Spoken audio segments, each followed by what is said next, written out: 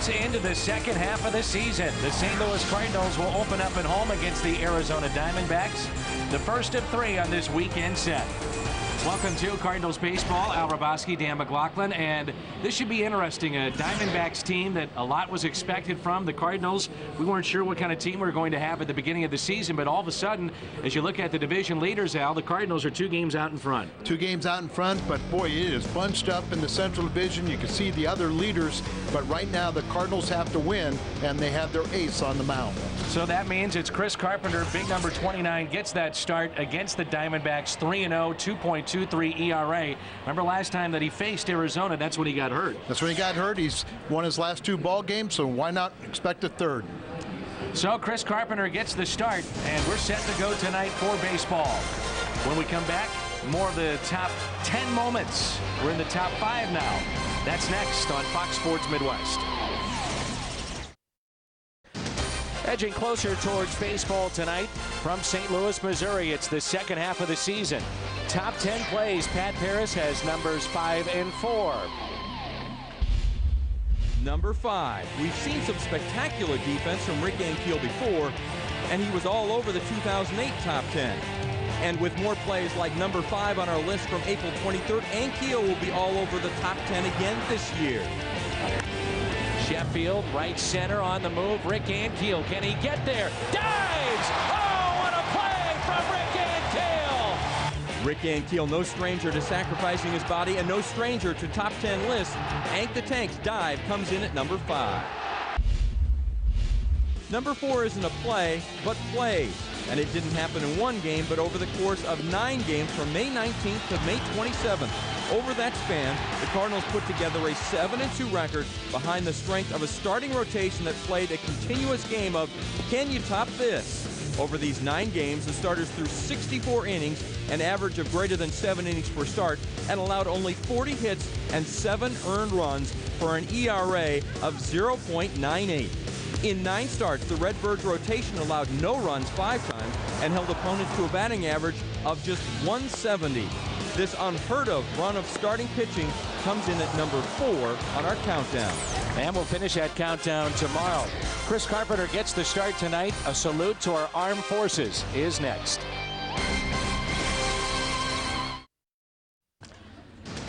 Back at Busch Stadium, where the Diamondbacks and Cardinals will play game number 1. Let's take a look at the top 5 surprises for the Cardinals in 2009. At number 5, Colby Rasmus. The Cardinals chose to keep Colby in the minors last September. Looks like they made the right move. So far this season, it appears Rasmus has earned his way into the everyday starting lineup, and he's on his way to becoming the Rookie of the Year. It took the 22-year-old 60 at-bats to hit his first home run, but he's hit 10 since and raised his batting average from .229 at the beginning of June to .278 entering the second half. Number 4 on our top 5 surprises, Yadier Molina. Picked up his first Gold Glove last year, much deserved. But the starting all-star catcher has validated his skills as a complete player, hitting .280, .346 on base percentage at the plate, and behind the dish, he leads the major leagues in innings caught. Yadier Molina, number 4 on our top 5 surprises of the first half. Well, maybe it's the goatee at number 3, Ryan Franklin, or maybe it's his microscopic .79 ERA. Either way, Ryan Franklin's pinpoint control makes him one of 6 closers with a better than 95% success rate this season. The former 23rd round draft pick has 21 saves and 22 opportunities. After the Cardinals blew a league-leading 31 saves last year, Ryan Franklin, now an all-star, asserted himself right on time at number 3. At number 2 on our list, manager Tony La Russa. The Cardinals lost their ace for a month and their number 3 starter for longer than that. They haven't had a start from their third baseman Troy Gloss, and they didn't get much of a start from newly acquired Mark DeRosa. But after using 15 rookies and 78 different batting lineups in just 91 games, Tony not only has his team competitive, he has them in first place. Tony La Russa at number 2. At number 1 on surprises, Albert Pujols. Well, since his first year in the majors, Albert has never finished an entire season with less than 32 home runs. So why is he number 1 on the surprise list for the first half of the season? Well, he already has 32 home runs. Not to mention he leads all of baseball, runs, home runs, RBIs, walks, on base percentage, and slugging percentage. He's also showed that baseball fans know there's no I in team. Well, right now there's also no I in Big Mac land. That's a look at the top 5 surprises of the first half. Cardinals baseball on Fox Sports Midwest is brought to you by Budweiser Select Full Flavor, 99 calories, the exception to the rule. By Steak and Shake, famous for steak burgers. By Auto Tire, for the lowest prices in town, we shop the competitors so you don't have to. By Chevy, see your Mid-America Chevy dealers or shop and compare at stlchevy.com. And by the State of Missouri Tobacco Quit Line. Call 1-800-QUIT-NOW. Just an absolutely gorgeous night here at Busch Stadium in St. Louis. A 3-game weekend series against the Arizona Diamondbacks, a team that's really struggled this year. The Diamondbacks at 38-51. And the Cardinals here in game number 92. They come in with a record of 49-42, as we saw Al this past week. It was absolutely packed and an outstanding showing of baseball's best city of St. Louis to the rest of the country for the All-Star game. You're absolutely right about that. What a show, and everyone involved in it, from Major League Baseball through the Cardinal organization and the players involved, really did do a commendable job, and St. Louis should be very proud of themselves. Let's take a look at the Diamondbacks lineup here this evening. And the Diamondbacks are led by a former Cardinal at second base, Felipe Lopez. A switch hitter, Stephen Drew, is their shortstop. Justin Upton, the right fielder. Mark Reynolds at third base. Miguel Montero, 267 hitters behind the plate. Gerardo Parra, the left fielder. Chris Young is in center field. Really down year for him. Josh Whitesell is their first baseman, and the pitcher is John Garland. And they will face one of the best in baseball, our Marshall Wireless starter for the St. Louis Cardinals, a record of 7-3, Chris Carpenter. With a little more run support earlier in the season, that record would look even better. But look at the ERA. He lacks about 8+ innings from being in the league leaders in ERA. Currently is 4th for people with more than 12 starts. And they have a new manager in there. That's A.J. Hinch. Never managed a big league game until he got the call from the Diamondbacks. A look at the Cardinals defensively tonight with Chris Duncan in left field, Rasmus in center, Ludwig in right. This is presented by Auto Tire. Thurston is over at third base. And the battery tonight, Chris Carpenter and Yadier Molina. Cardinals defense presented by Auto Tire. So Felipe Lopez, the Cardinals second baseman, leads it off. And how about the cool weather that we are having here in the middle of July? It is shocking to have these kind of temperatures at this time of year. Mid-70s? What are you shocked about? Well, normally it you're talking October 15th, isn't it? 95 degrees and sweltering heat, but that's not the case. It's 76 here at the ballpark. Lopez is hitting .302. And he's played very well for the Diamondbacks. They've been very pleased with how he has performed, as the folks are still filing in and getting that Albert Pujols t-shirt here at Busch Stadium. That's taken a little bit low. 2 balls, no strikes. 2 pitches, just a little bit low. He's a switch hitter. He's batting .302 overall, but this guy has been a nice pickup for them. 2-1. And he can thank the Cardinals for picking him up last year and really gave him a spark back in his career. You're absolutely right. And down the stretch last season, he was a terrific hitter. And this is popped up on the 2-1 pitch. Brendan Ryan over, dives, and comes up just short in foul territory. Great effort. Great effort there. The reason he came up a little short is he's playing him to pull a little bit. So a very long run for Brendan.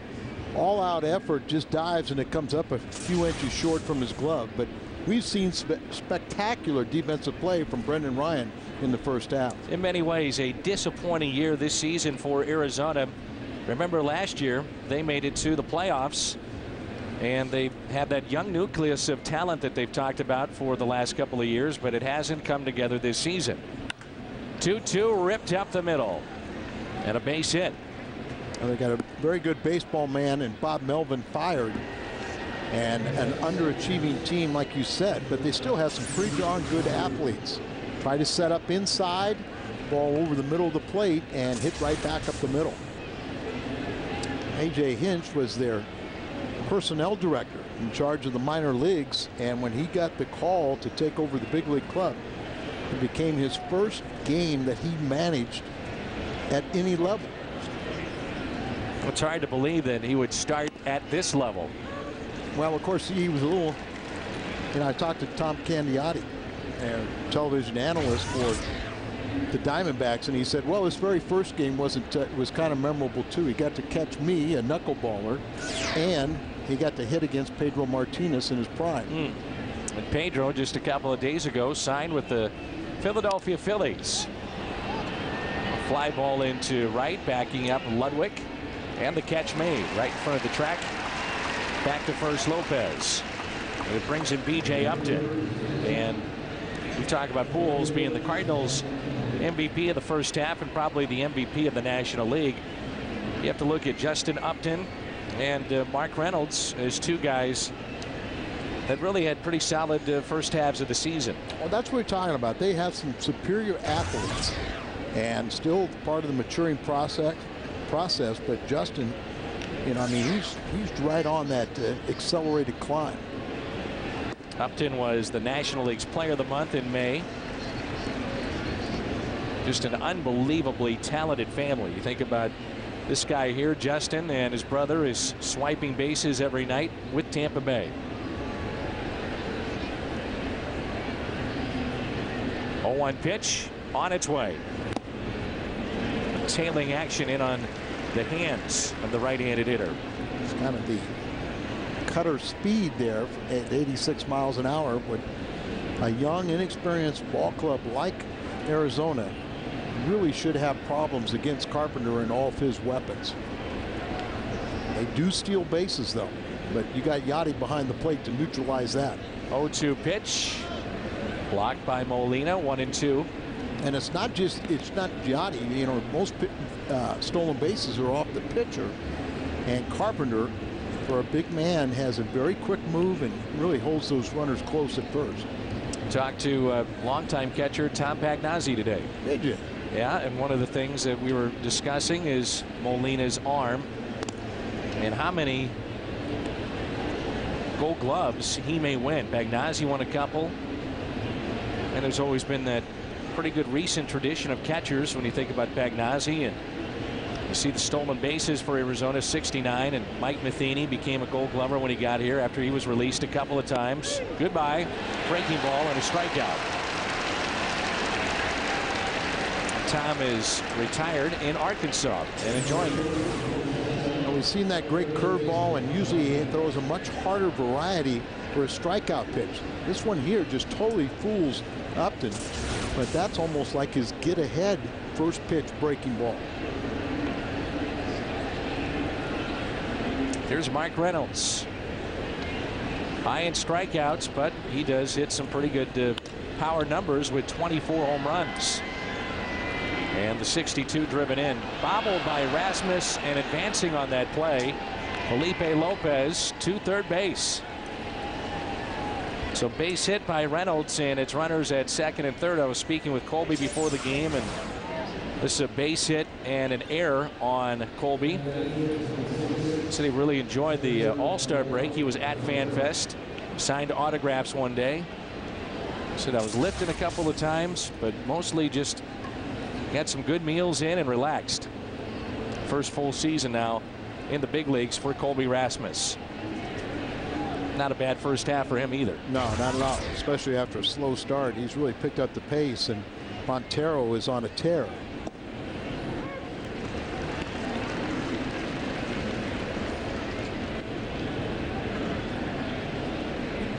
Mentioned the top 5 surprises in the last 3 outings here for Chris Carpenter, but top 5 surprises. Do you agree with most that you saw there? Yeah, I do. And I'm glad that you guys included Tony, because he's done an outstanding job having this team with all the injuries, having all the you know, breaking in new players. He's done an outstanding job of getting this team to first place, and usually his teams finish strong the second half. 0-2 in the count here on Montero.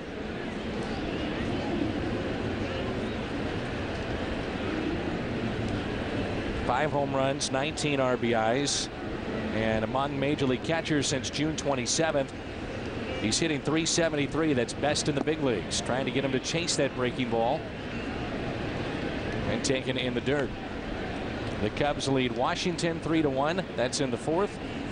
Cincinnati and Milwaukee playing tonight. 1-0 already. The Reds, that's in the fourth as well. Jeff Suppan getting that start. Team maybe to watch out for in the second half. Recent history tells you to watch out. The Houston Astros. I think this year you have to watch out for everybody in the Central Division. And as what you're talking about is the Houston last few years have pretty much owned the second half. The strikeout of Montero. So 2 in the inning for Carpenter, and the Redbirds coming up in their half of the first. No score.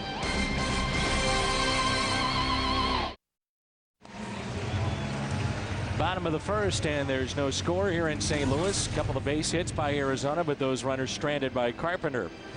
A look at Tony La Russa's lineup tonight. Skip Schumacher, the second baseman, followed by Colby Rasmus, the center fielder, and then Albert Pujols.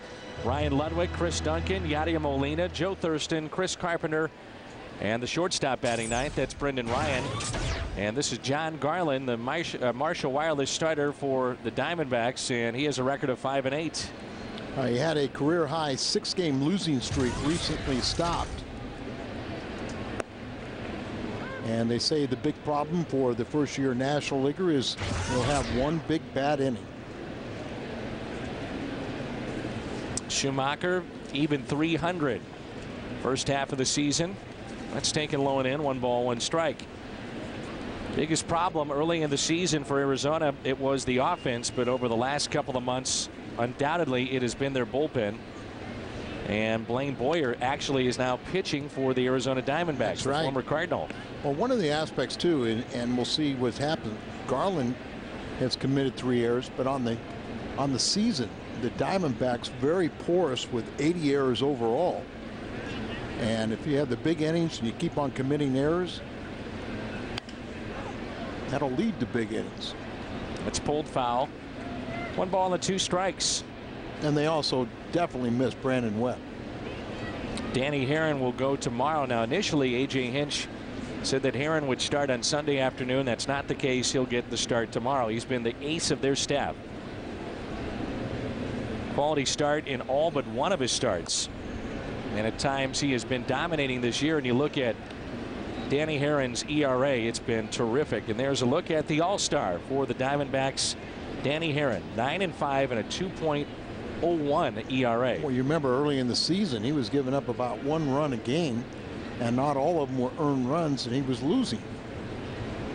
1-2 pitch. Hit sharply to right field and a base hit. Cardinals have faced Garland one time earlier this season in Arizona, and he really got roughed up.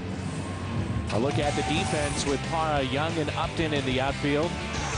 This is presented by Auto Tire. Reynolds, Drew, Lopez, Whitesell along the infield. And the battery tonight, Garland and Montero. So here's Colby Rasmus hitting in front of Albert Pujols in the second spot in this lineup.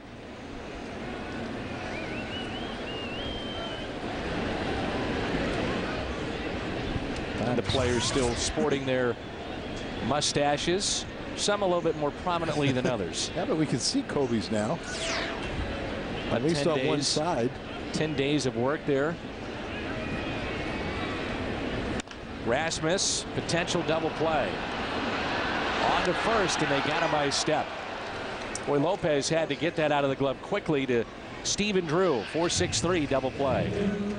Wasn't hit particularly hard, and you know, Felipe's made 9 errors, but Stephen Drew, one of the more steady shortstops in the league with only 5. Here's Albert Pujols. Here's his first half numbers. .332. The batting average, 32 home runs and 87 RBIs. And let's hope, Al, he's gotten a little bit of rest here the last couple of days. If anything, it looked like he was worn out during the All-Star game and really the home run contest as well. I've got a question for you, Dan. It happened one time with McGuire in the home run derby, and this year with Albert. How important to them is Dave McKay? Huge. Because, you know, wasn't it obvious that it just didn't seem like he was have the same timing? They weren't in sync, and I mean, Dave McKay has thrown more home runs than anybody in history just to those two batters. Here's a 1-1 pitch to Pujols. Swung on and missed. There's a look at the Cardinals first base coach, who throws BP specifically to Pujols and did so with Mark McGuire for years. 1-2 pitch. Trying to go inside, but low, 2-2. That pitch there you can live with. Pujols is not going to chase more times than not, but he's not going to hit that out of the park either. Similar to the one that he swung at and over. 2-2. Inside again. And they strike out Albert Pujols. We head to the second, and there's no score. It's a Hungo night here on Fox Sports Midwest. He was out there with the grounds crew getting things ready for tonight. And let's take a look at our keys to the game presented by Toyota. And see the best ERA by starters since July 1st. Arizona's second, Cardinals the third, and we know how well the Cardinal starters have been during that time. Probably the big difference in the reason the Cardinals are played so well in July is the bullpen. And this is Parra, left fielder, leading it off here in the second inning. Parra, Young, and Whitesell. Legendary newsman Walter Cronkite has passed away at the age of 92 as Pujols makes a nice play. Pass that along. Sad news. Well, then we'll have to balance it out. There's some good news as Albert makes a nifty play showing that Gold Glove leather going to his left and down the line. And we'll say happy birthday to John Wallace. He's 75 today, one of the Cardinals' outstanding owners, and John Wallace really a good guy. Chris Young hitting just 196. What has happened here with Young? Only 6 home runs, 25 RBIs. Got off to a very slow start this year.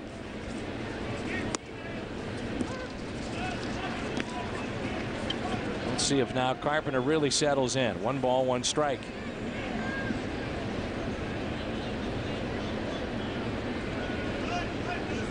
Good pitch. Down and in. Carpenter rarely leaves anything over the middle of the plate, changes the eye level. He'll change speeds on guys. And yeah, he's just going to attack hitters. And as you said, Young hitting 196, but it's been much worse of late. Here's a 1-2 pitch and a strikeout. Third of the night for Chris Carpenter already. Only in inning number 2. Only the San Francisco Giants since July 1st have had a better team ERA and starters ERA than the Cardinals. If you're traveling and can't catch the Cardinals TV broadcast, catch all the action on your computer at MLB.tv, and you can catch over 100 live out-of-market games per week. For complete details, visit STLCardinals.com, where baseball is always on. So third strikeout this evening for Carpenter, and this is Whitesell. Takes a pitch outside. The 8th place hitter and first baseman. No home runs. He's driven in 9 and hitting .214. Third different recall this time when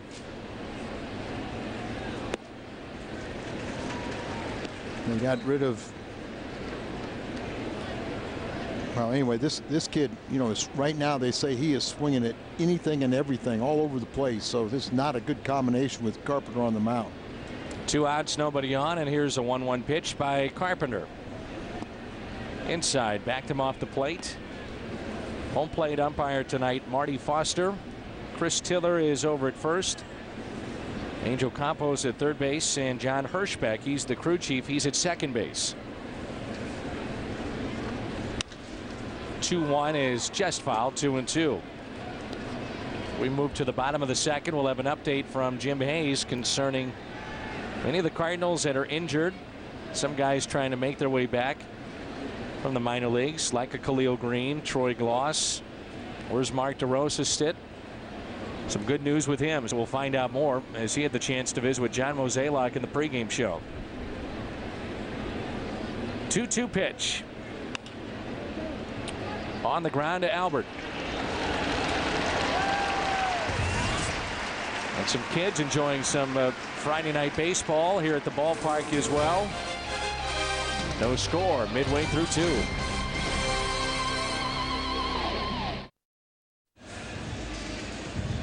Kids catch Cardinals crew with Fred Bird and Andy Bennis tomorrow morning, and watch as Fred Bird stands in as the camera operator. It's Cardinals crew made possible by Shriners Hospital for Children. Here's Saturdays on Fox Sports Midwest, and we mentioned that Jim Hayes would join us, and he has, as Ryan Ludwig leads it off here in the bottom of the second. And Jim, let's start with Mark DeRosa, probably the one guy that's going to return the quickest of the guys that are out as Ludwig takes a ball outside. News on him is pretty good, isn't it? Well, Dan, he's got that sheath ligament tear, and he took BP for the first time today. I talked to him briefly afterwards, and he said he felt great. John Mozeliak said on the pregame show that if he checked out tonight, we could see DeRosa as soon as tomorrow, so that's good news for the Cardinals. That is great news, and of course DeRosa has told us his preferred position is to play second base, but third base there's a need at times, and can play the outfield as well. So DeRosa looks like he's coming back a little bit quicker than maybe what some thought. And Jim, there is talk of surgery, but if that happens, it would be after the season, correct? Yeah, DeRosa knows that there is a chance that down the road he'll have surgery. He said his goal for now is to do whatever it takes to be a guy who contributes. He's 0 for 9 as a Cardinal, and that just doesn't sit well with him. He wants to be part of it. 1 ball and 2 strikes on Ryan Ludwig. Finished with a tear in the first half and pulls it foul. How about Troy Gloss? Where we stand with him? Well, John Mozeliak told me that Troy Gloss is who's rehabbing from surgery. He'll be in Memphis starting a rehab stint, and I'm told that Troy is hitting well, but John Mozeliak said throwing is still a problem. There's still some pain, so they're going to use him at first base and experiment possibly with Gloss in the outfield, because he's having difficulty making the throw from third. Interesting there, Al, to see him outfield. Now he's having a trouble throwing the ball from third, so we'll try him in the outfield. Jim? I'm sorry, Al? I said he's having trouble throwing from third beyond 60 feet, so we're going to put him in the outfield. They're going to experiment a bunch of different ways. I also said first base, Al. There's some throwing at first base, not as much, though. Yeah, I think we have a pretty good first baseman, though. And that is fouled by Ludwig. And another one that we need to talk about, how about Khalil Green? Where does it stand with him? Jim, what did John have to say? Khalil Green is starting a rehab with Double-A Springfield, and they're just going to leave that kind of open-ended. They already put him on a rehab assignment. Khalil had some short-term success, and then he's battling some emotional problems, so they're going to give him a lot of space and wait and see. But he does provide them an option down the road. Hard hit to Mark Reynolds, and he makes the play. So Ludwig retired. Ricky Ankiel, there's been some talk about his shoulder and the possibility maybe that there's an issue with that. And I know you visited with John specifically about the shoulder of Ricky Ankiel. John said that Ankiel's shoulder was checked out, and medically he's clear. He said that Rick is just going to have to battle through this, and he needs to do some strengthening in that shoulder, but otherwise it's not something that they consider surgical or serious. And finally, you were trying to push John to make the trades before the deadline happens. Wait, John, I mean, more so than you, Dan? Oh, I'm just going to let Jim do all the pushing now. No, I wasn't necessarily pushing for a trade, but trying to push him for some information as Jim, to whether or not they were serious about it. And, John said they're going to do their due diligence and look into it, although nothing is imminent. All right. Good job, Jim. Thanks. All right, guys. 1 ball and 2 strikes here on Chris Duncan. He is in left field tonight. And on deck, it's Yadier Molina. 1-2 pitch, swung on and missed. So strikeout number 2 tonight for John Garland. The Cardinals Alumni Kids Clinics are coming to Florissant on July 28th and 30th. Boys and girls ages 7 to 13 can learn baseball fundamentals from former Cardinals greats. For more information, number to call 345-9891 or visit stlcardinals.com. About the big hit that Yachty got in the All-Star game. Good to see, and Ryan Franklin was good. Yeah. Came in and had a strikeout in a scoreless inning. See the catcher Montero pointing to his front shoulder to keep it in. So 2 strikeouts so far. Brian Parto, the Cardinals outstanding PR director, was telling me Yachty was just so nervous. 1 ball, 1 strike as that's pulled foul. And let's take a look at his All-Star nights. This was early on. Lincecum on the mound and a forced play at third, and then he would deliver with a base hit into center field to score the Mets' David Wright. How about the pace of the All-Star game too? About 2.5 hours. You don't normally get that in a regular season game. Well, the pitchers dominated in that game, so it's going to be a little quicker pace. But 1 ball and 2 strikes. The National League loses home field advantage again.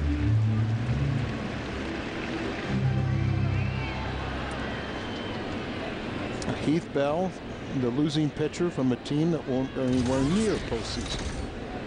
And the San Diego pitchers the last few years have had some tough luck. They've been on the losing ends of those games. It's been their pitchers specifically that have taken losses or been part of big innings against the National League. Right. 2 balls, 2 strikes. Outfield is straight away for Molina.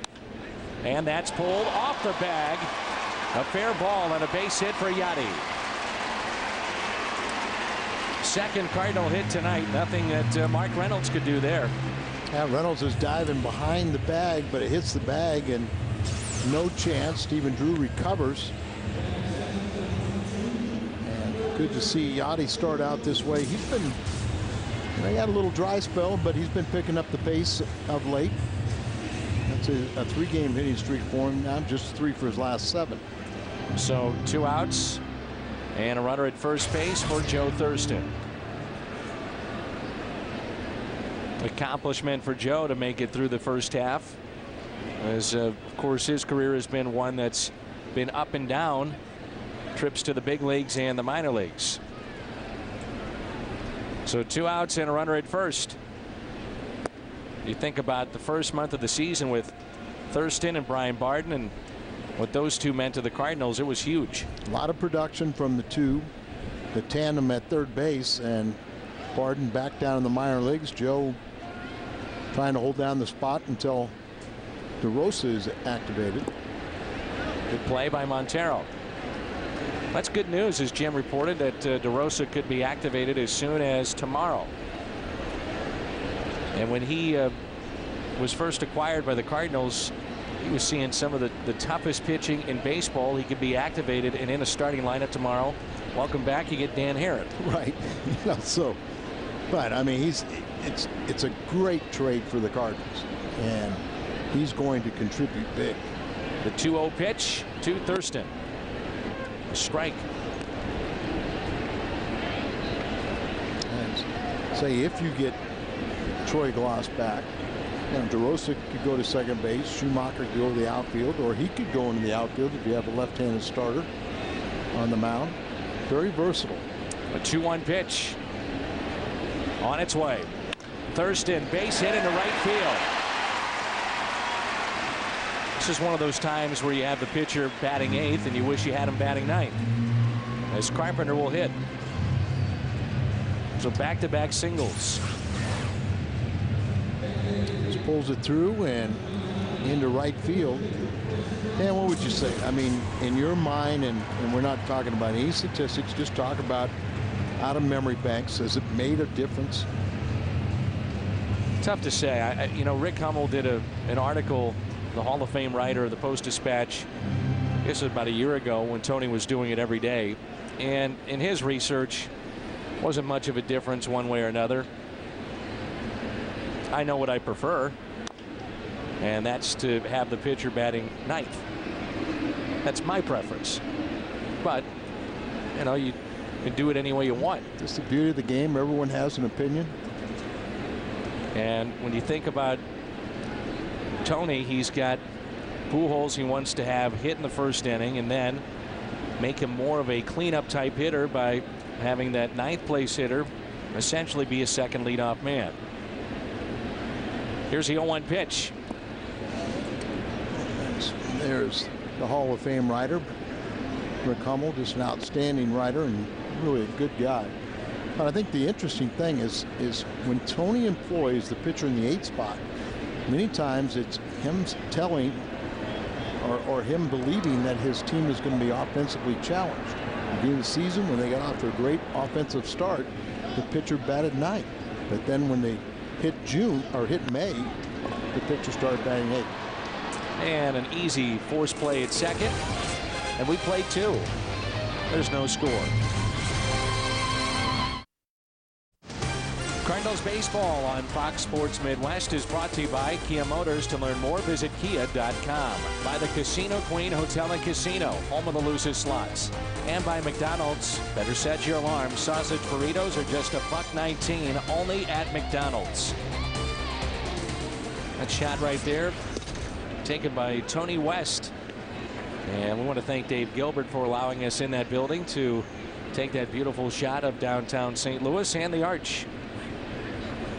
This is the pitcher, John Garland. Carpenter, first time through this lineup. The 9th place hitter here has struck out 3 thus far and allowed 2 base hits. 1 ball, 1 strike.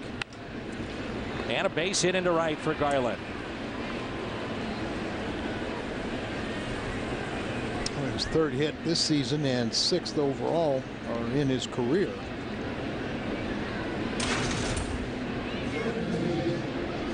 Happy birthday to Monica Albert. Monica down in Springfield, Missouri, celebrating her 23rd birthday. And happy birthday, Monica.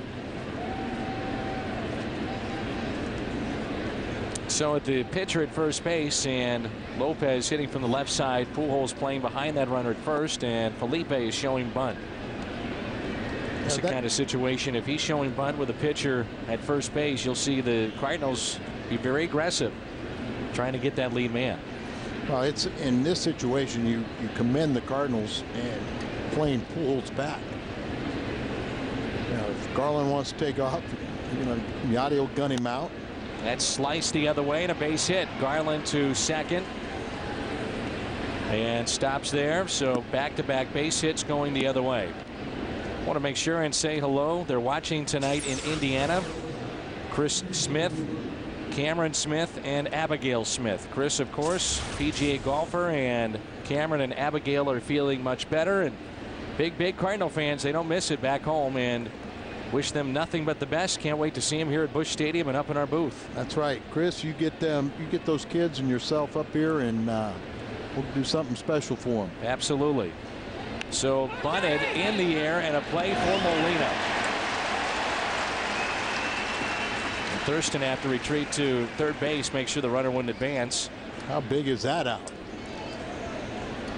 Now you have Upton coming up, who has struck out tonight. Stephen Drew, a good player and hitter, and here big mistake bunting the ball in the air for an easy put out. You could see that was a breaking ball that Carpenter threw too, as he bunted that one in the air. You know, with proper technique, the breaking ball is easier to bunt than any other pitch. But if you don't have the proper technique, it's very easy to pop that ball up, or at least, you know, hit it foul. And Upton takes a strike at the knees. Carpenter's already allowed 4 hits. He has had 3 strikeouts, including Upton his first time up. Got the double play in order, and he's got a lot of pitches to get ground balls.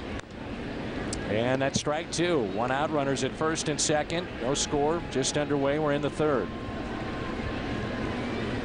After our homestand is complete, only 3 games, it's back out on the road again. And the Cardinals will face Houston, Washington, and then makeup date, which was initially an off day Thursday. And then we're in Philadelphia for the first of 3 on Friday night. Last couple months, the Cardinals are going to be in relatively good shape with almost like the last 9 weeks. I think there's an off day every week. And you know, the Cardinals have already played a major league high 91 games. Really, it's been a brutal first half. Truly. Schedule.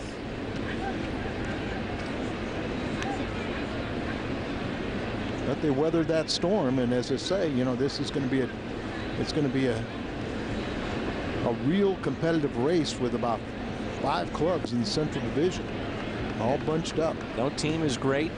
No team is that poor. I think the one team you'd have to say that probably is out of it, maybe Pittsburgh is the one you'd throw into that category. But these two guys back to back, pretty tough to beat. Carpenter and Wainwright. And we're going to see Wainwright tomorrow. And a swing and a miss. Strikeout number 4 for Carpenter, the second time that he's gotten Upton.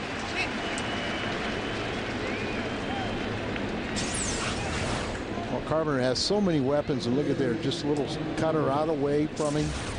Looks like it's going to be a strike, then it breaks off the plate and diving down. We were talking about Reynolds a little bit. This guy has great power. He has 24 home runs already, 62 RBIs. So his RBI production is at a much better pace than last year, and he still strikes out a ton, but he's taking much better bats this year. So he's actually taking more pitches. He struck out over 200 times last year to set the new career high record.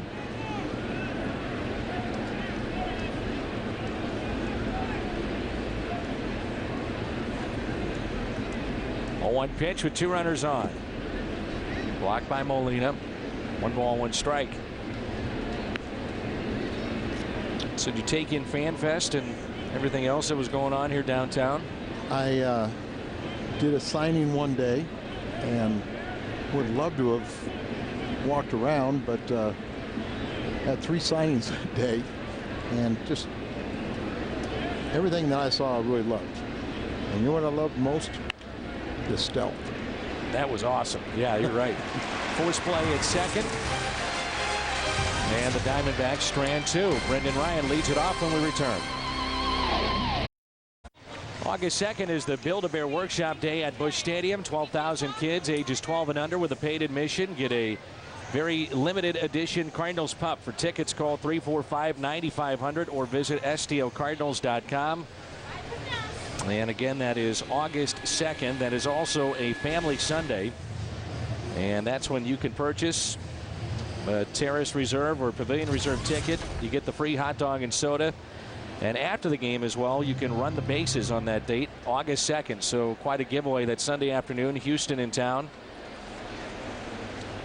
You know, we do these half price nights, and there's a handful of those coming up in the second half of the season. Family of 4 can make it down to the ballpark for as low as $30 for your tickets for 4, because kids tickets start at just $7, and it's half price night on the Pavilion and outfield Terrace Reserve seating. Those are normally $16, so there you go, $30. Brendan Ryan, the 9th place hitter. 1 ball, 1 strike. Want to say a happy birthday. She's 100 and sitting in section 332. Lillian Herberer. Lillian, happy birthday. Outside to Brendan, 2 balls and 1 strike.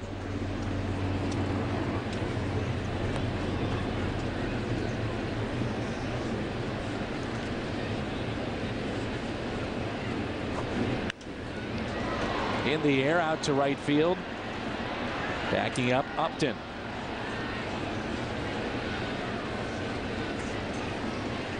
Well, before the game, a friend of Adam Wainwright's, Craig Campbell, throwing out the ceremonial first pitch. Country western singer, right? So Craig Campbell, and you're right about that, Al. And Adam throwing out that catching him. first pitch. There he is. And you got any of his albums? I do not, but I will soon enough. And Adam, of course, pitching here tomorrow. Skip Schumacher singled his first time up. 0-1 pitch to Skip. What's been impressive about Garland is his ability to get inside on batters, whether they're left or right-handed, really changing speeds and getting in on the hands. Here's the 0-2. Good pitch. The fastball and a strikeout of Schumacher. So 3 strikeouts for John Garland. And my better half, second half. Talking about career batting average by half. You see that Schumacher, Ankiel, Ludwig, Brendan Ryan all better in the second half. Those guys not with huge track records in the major leagues, but that's good to see. It's one that's kind of missing by omission is Pujols. I wonder what his numbers are. It's got to be very similar both ways. Well, the thing is, he's so consistent, like you said. That's what I mean. You know, roughly it's probably around 325, 330. It's still amazing that with so little protection, that the numbers that Albert has put up this year. Now, Kobe's really doing the job in front of him. You see the catcher Montero standing up, giving the high target, trying to go up the ladder on Kobe. But Albert to put up the numbers with very little protection, and there's numbers. Well, I guess we just take it for granted he's going to hit 344 the second half. Yep. 2 balls, 2 strikes, 2 outs, and nobody on. So second half is 344. And embarrassing with those home runs and RBIs being down. Unbelievable. That's popped foul and out of play.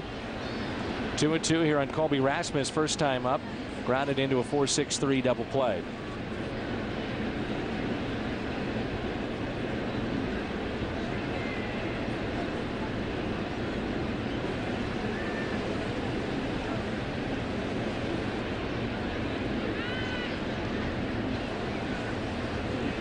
Here's a 2-2. A little bit low. Been consistent with that. The strike zone, it's been more of a high strike zone as opposed to some of those lower pitches. The 3-2 pitch to Colby. Lines it into left field, but the catch made by Parra. Montero leads it off when we come back. 3 innings in the books. Albert left on deck. It's time to bring you up to speed with the AT&T Rapid Rewind.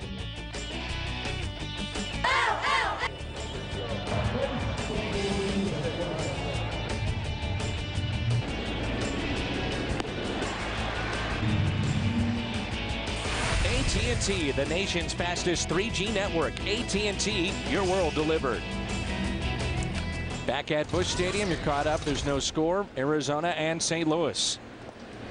And the first pitch to Montero is taken for a ball inside. Chris Carpenter, 43 pitches on the night thus far, and he has struck out 4. Congratulations to St. Louis and Ryan Howard. Picked up career home run number 200 last night. There's a base hit by Montero. Solo shot against the Marlins. Fastest player in Major League history to 200. Ryan Howard. Good news. And how odd is it for Chris Carpenter and 4 leadoff batters in an inning? He's given up 3 hits. And it brings in Parra, who grounded out to Albert Pujols first time up. Has been swinging the bat pretty well, but he does not have any power.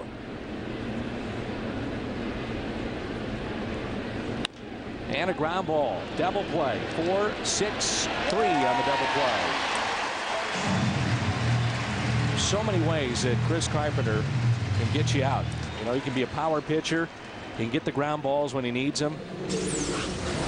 When he's right, he is just terrific.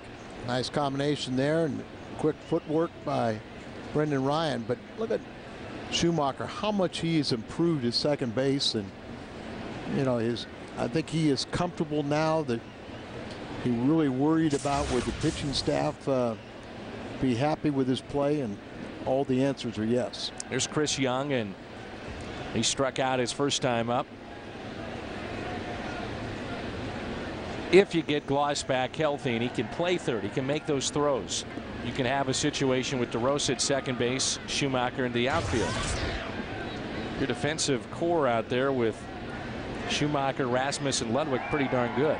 Well, or, you know, you have a left-handed starter, and you could put DeRosa in the outfield. Sure.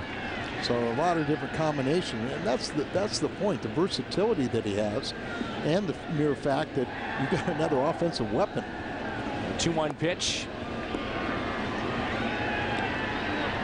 Carpenter now just slowing himself down a little bit. 3 balls and a strike. Wishful thinking, but there's been so much talk about Roy Halladay of Toronto and where he might wind up, and the Cardinals apparently are in that conversation. And can you imagine going into postseason with Carpenter, Halladay, Wainwright, Loge, and finishing with your 5th starter being Pinheiro possibly? I mean, that's... Well, rarely you need more than 3.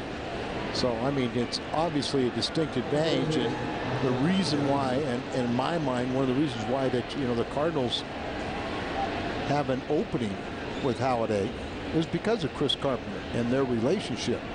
Teammates and very good and close friends. But do the Cardinals have the combination minus Erasmus or minus, you know, untouchables? There's a fly ball into center field. Colby back and makes the catch. Arizona is stranded 5, and Albert is due up first. Saturday afternoons are made for baseball, and this week Fox brings you the national game of the week as David Wright leads the Mets into Atlanta to take on Chipper Jones and the Braves, or the Orioles battle the White Sox. Fox Saturday Baseball this week, 3 p.m. on Fox. Check the local listings for the game and start time in your area. So here's Albert Pujols, who struck out his first time up, and he's 0 for 1 tonight. We're scoreless here in the bottom of the 4th. Just wonder how worn out Albert still is. As every city we were in right before the break, he was accommodating with the media, national and local level, with interviews and his time. Deep right field, and this one is gone. Number 33. Maybe that's my answer. Yeah, I was going to think the same thing. 33 home runs for Albert Pujols. 88 RBIs. Both categories lead the major leagues, as well as runs scored. On base percentage and how many other. Good to see an opposite field home run also. As you know, you're a little tired, you're going to get your timing back, you try to go back to basics, you wait on the ball, let it get a little deeper in on you, and then with his supreme power and that non-stride mechanism of hitting, you know, he can drive the ball to the opposite field. So 33 home runs, 88 RBIs for Pujols, who's now 1 for 2 on the night. 1-0 pitch to Ludwig. I mentioned that Ludwig was on a tear right before the All-Star break, and Cardinals have been looking for any kind of protection behind Pujols, and hopefully that's just the start of a big second half for Ryan Ludwig. Well, co-player of the week, National League Player of the Week last week for Ryan Ludwig to hit over 400.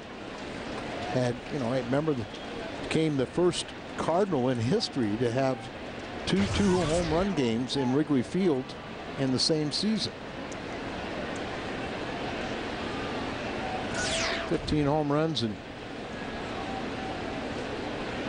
a 3-0. Take it for a strike. 3-1. So the Cardinals get to Garland first tonight. Be interesting to see Danny Herron tomorrow in his return to St. Louis and Busch Stadium, as this is hit in the air to right field. Should be caught, and there's one away. So Wainwright and Herron tomorrow as Pujols hits another one out, this time opposite way. Stays up a little bit, catches a little bit too much of the plate. It was supposed to be down and away, and Albert did take it down and away, right out of the ballpark. There's your run, big guy. Go get him. And he'll take a few more. Duncan's in a little bit of a rut right now, to say the least. He's in between, Dan. You know, he's behind on the fastball and out in front of the off-speed pitch. 1 for his last 24. And he came in 2 for 2 against Garland, so that's why he got the nod today. Duncan, first time up, struck out And Chris has 64 strikeouts, which is tops on the club, but he's also second best in walks, just behind Pujols. He's got 40 on the year. For whatever reason, he really has struggled this season at home, and much higher average on the road. But the one thing, difference between Chris and Rick Ankiel is his ability that he will take the outside pitch to left. 2-2.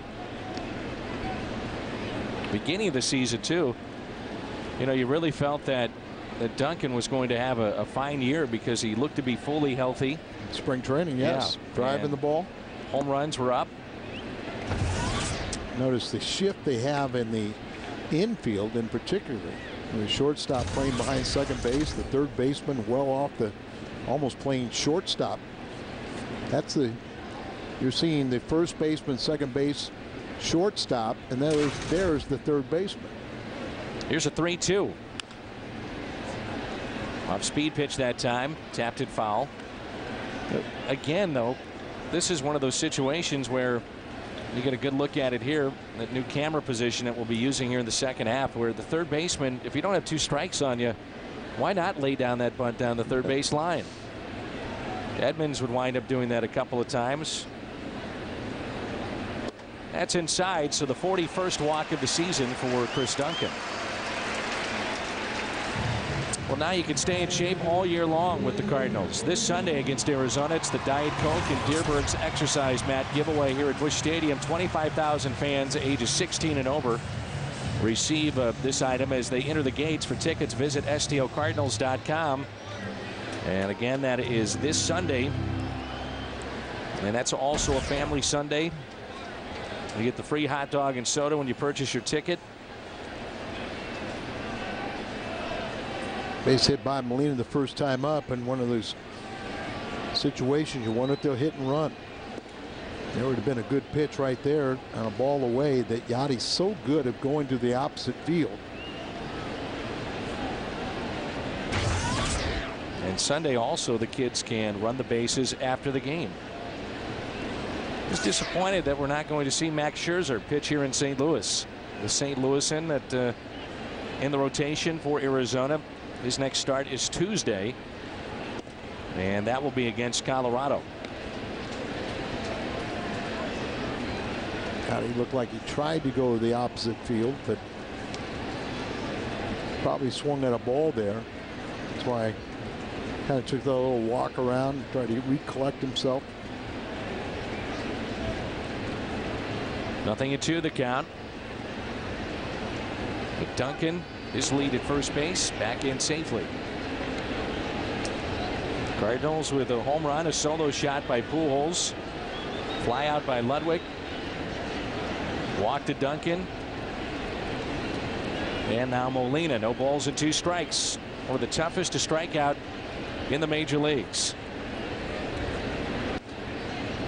It's because of that. He is willing to just almost throw the bat at the ball just to get a piece, keep himself alive in there, foul him off, and then when he gets a ball that he feels he can drive, then you'll see him let loose a little bit better. And Dan, that's why he's such a good opposite field hitter, is he'll let the ball get deeper on him and then use those hands to push it to the right side, whether it's an inside out stroke or just try to guide the ball to the right field. 0-2 pitch. Yadier Molina. There it is. Base hit into right. Duncan on his way to third base.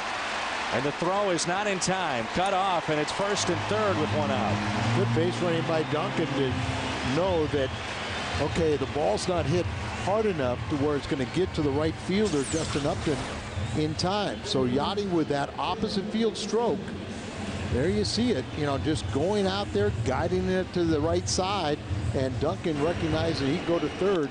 That's a good piece of hitting, and it's also a good base run. You mentioned his approach, and here's Thurston, and he singled. I talked to Kenny Reitz today, and he is coaching now in a wooden bat league. And I said, what do you see with these guys? And they're college players that many will have a chance to play professionally in the minor league level and hopefully to the big leagues. And he says that what I see is that guys have zero idea with a mental approach to an at-bat. They don't go into an at-bat with a game plan. And then he talked about Bob Gibson. He said Bob Gibson grabbed me when I was a player, as a young player, and he said he was the one that policed our clubhouse. And he said, listen, buddy, and he shook him. He said, quit swinging at pitches that are out of the strike zone and high. And he said, as crazy and as easy as that sounds, you know, for Bob to say, he said he's exactly right. You have to have a game plan on what you want to do and where you want to hit the ball. And Bob was right that Reese was such, you know, the free swinger that would, you know, if the ball was in some kind of a 8-foot circle, he was going to swing at it. But, you know, you've got to learn discipline. You got to learn discipline. And as we see, even now, you'll see a lot of hitters go up there, and from at bat to at bat, they change their game plan. It should stay the same. And that's why, you know, not only just stop changing stances, but change, you know, stay with one pattern. Ball scoots away, and Molina's on his way to second base. It almost looked as if Yadier was saying, okay, throw to second. Let's get in a rundown, maybe by design. Well, you know, you can't say it was a delayed steal, but you can say with the secondary lead, he saw the separation and he took off. He almost stopped there, and that's what you're saying, you know, about, okay, I'm going to get trapped here, so at least I'll get in a rundown and maybe we can get a cheap run if Duncan coming home. But when Montero dropped the ball again, Yachty could go pick up another steal, and believe it or not, that is, what, number 6? And this turns out to be a even bigger at bat here for Thurston. Infield is drawn in, 1 ball and 2 strikes.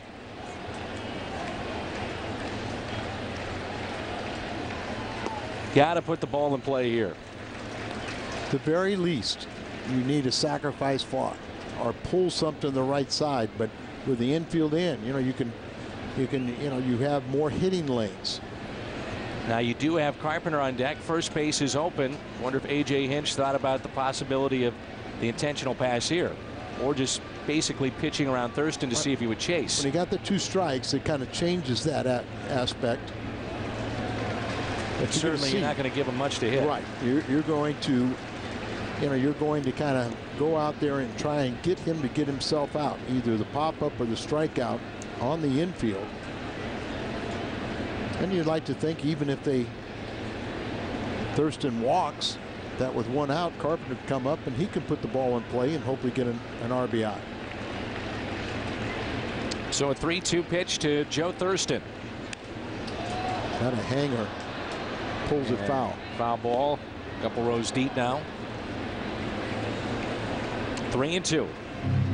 If you throw a fastball, you know, in my mind, it's got to be off the plate, whether it's inside, up out of the strike zone, or away, and get him to chase.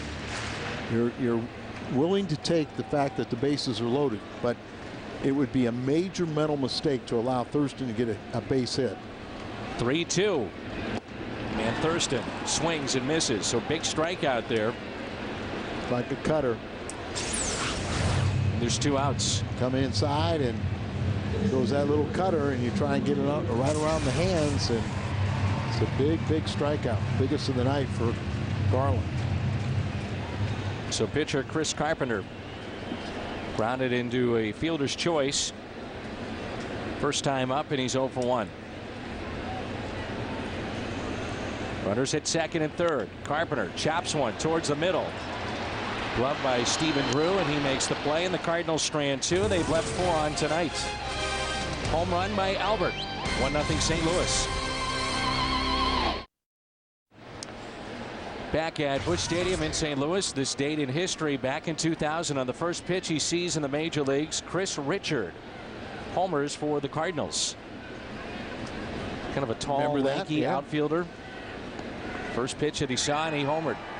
Actually went on to Baltimore, I believe. Yes, he did. He actually was part of, and I'm not sure if he was in the lineup, but certainly he was active at the end of that season. Cal Ripken's final game in Baltimore. I'm sure a final game ever in the major leagues. I'm sure that was a thrill for him. Cardinals have a 1-0 lead on Albert's 33rd home run of the year. And, you know, Joe Garagiola was kind enough to each give us a signed autograph of a copy of his new book, Just Play Ball. And I know Joe has been under the weather, hasn't done a game for the Diamondbacks this year, but we all speed him a healthy recovery. And of course, we always wish Mickey Garagiola the best here in St. Louis. So Carpenter finishing up his warm-up tosses. Waiting for an umpire, I assume. I believe There he is. Yeah, there you go.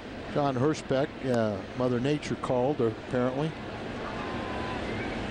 Just a gorgeous night here in St. Louis, and temperatures for the ball game tomorrow night are expected to be perfect as well. And you see the Cardinals 41-12 when they score first, and they have scored first tonight thanks to Pujols yet again. A home run, his 33rd of the season.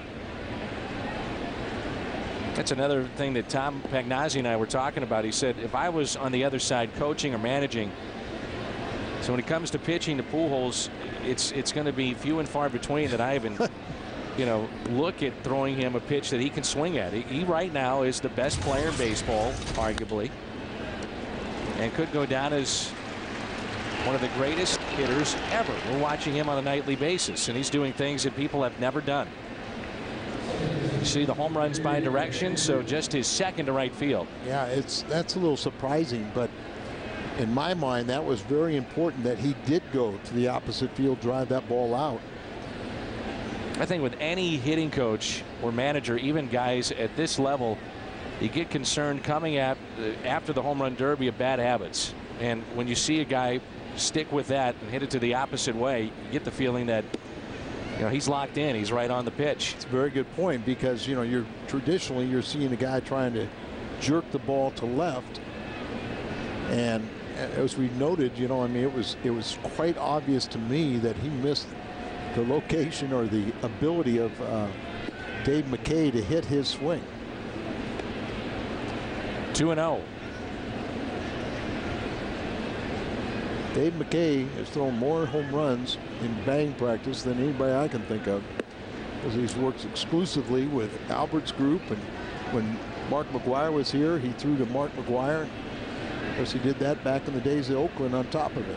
Here's a 2-1 pitch taken inside by Felipe Lopez, their leadoff man. 3-1. Lopez tonight has a couple of base hits, 2 for 2.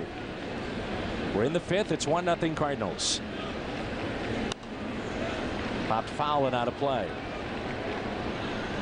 But you look at this Diamondbacks team, and they do have some chips to trade if they'd like to restock and look ahead for next season. And this would be a guy that some people will look at, I'm sure.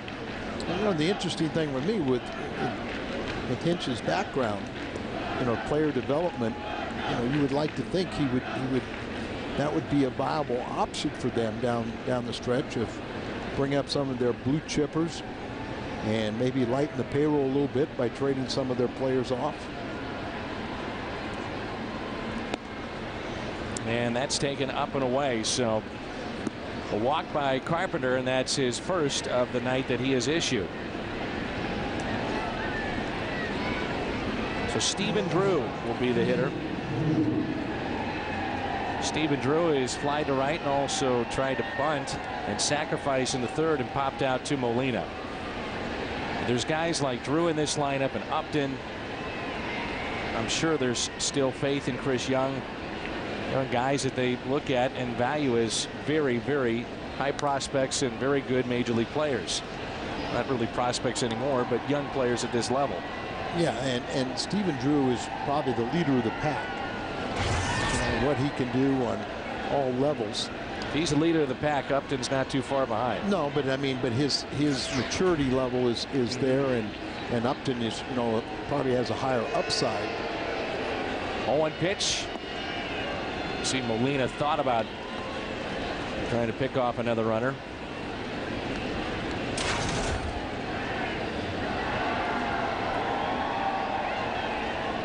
Nothing to the count with 1 out. Carpenter has struck out 4. He's allowed 6 base hits and 1 walk.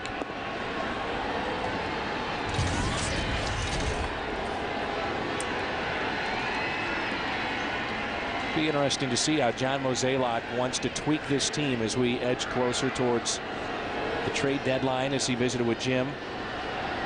And the standard answer is we're always evaluating, we're always looking. And he got him looking there. So 5 strikeouts, and John Mozeliak pulled off the deal to get Mark DeRosa And like you said, Al, before it's all said and done, that will prove to be, we would think, a valuable deal for the Cardinals. And I also, we have to bear in mind as the trading deadline approaches that a lot of trades now are done after the deadline when it's easier to get players through waivers. So here is Upton with a couple of strikeouts, and he is 0 for 2. Curveball in there for a strike. Cardinals have Brendan Ryan, Skip Schumacher, and Colby Rasmus coming up.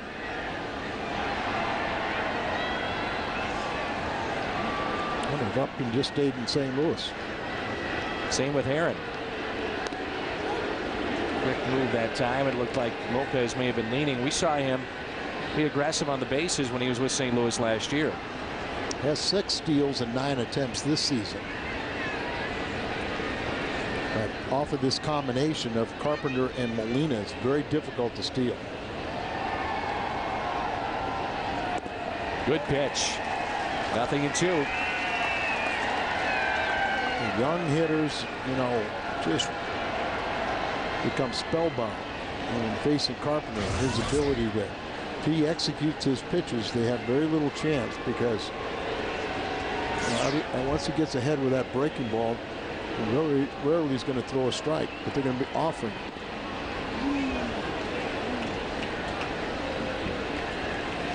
There's your 1-2 pitch right there as you're trying to, you know, or 0-2, trying to get a guy to chase the ball out of the strike zone. He doesn't do it. Upton with the 2 strikeouts, one of those looking, the other swinging. 1 ball and 2 strikes. The next by Carpenter on the inside corner, and he struck him out. Back-to-back Ks, 6 on the night. Midway through 5, and it's 1-0.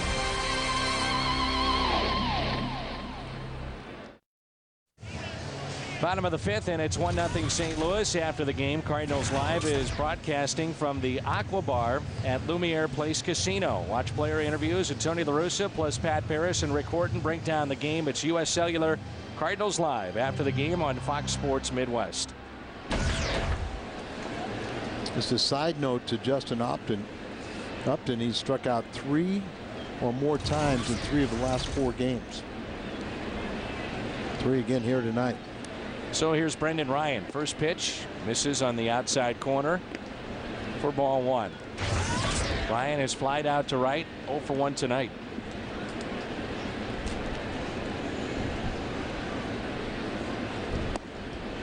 And shows bunt, looks at a strike, 1-1. Brendan Ryan here, then Skip Schumacher, the Cardinal leadoff man, and Colby Rasmus. Most of the folks that came in from out of town, the Cardinals have heard a lot of feedback from Major League Baseball, and they were thrilled with how the city put on a show. The home run derby went very well, and the only blemish was essentially the rain on Sunday for the Futures game, and that's it. Well, they ultimately got that game in, and congratulations to Jose Oquendo. His World team won that one, right? Yeah, and I asked Jose about Brett Wallace, who was part of the Futures game, and you know, just how good of a player can he be, and he said he's going to be just fine. He said Wallace has lost a little bit of weight. He's moving better defensively, he said, but he can hit. Well, that's, everyone has said that, and the reports I got is that he's a lot better defensively, and a lot of people give him credit for it. And quickly, 2 outs. What's on tap is presented by Bud Light. The difference is drinkability. Pitchers duel here in game 1. What do we expect in game 2? We've got Adam Wainwright and Danny Heron. Sounds like a pitcher's duel to me. You bet. 5:30 we're on the air. 5:30 on Fox Sports Midwest. Arizona and St. Louis in game 2.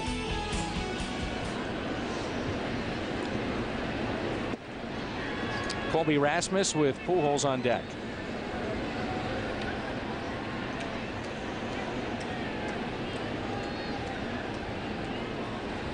And there are times as a pitcher where you really need to bear down, and I would say this would be one. With 2 outs, Pujols on deck, and make sure you retire Colby. And caught by the center fielder Young. So the cleanup man, Mark Reynolds, due up first when we come back to Busch.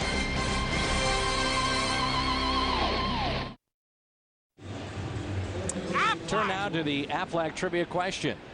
Who was the first Major League Baseball pitcher to reach the 3,000 strikeout milestone? 3,000 strikeouts. Aflac. Walter Johnson with Washington back in 1923. The big train. Of course, Bob Gibson against Cincinnati picked up strikeout number 3,000 at Old Busch Stadium. He was second to ever do so, and that was against Cesar Geronimo. Here's Reynolds in a broken bat, little floater into shallow right and a base hit. Playing deep, broken bat, big cut, and it drops in front of Ludwig for another leadoff base hit. So he's been dealing with a leadoff man in 5 of the 6 innings. The bulldog that Carpenter is, he's one of those type of guys that, he can pitch and gets better when he gets guys in scoring position or gets guys on base. He'll bend, but he won't break. Montero is 1 for 2. He is struck out and singled. Let's see if Carpenter can't get another double play here. 1-6-1 for St. Louis, 0-6-0 for Arizona. The Diamondbacks have stranded 6 tonight. The Cardinals have left 4 on.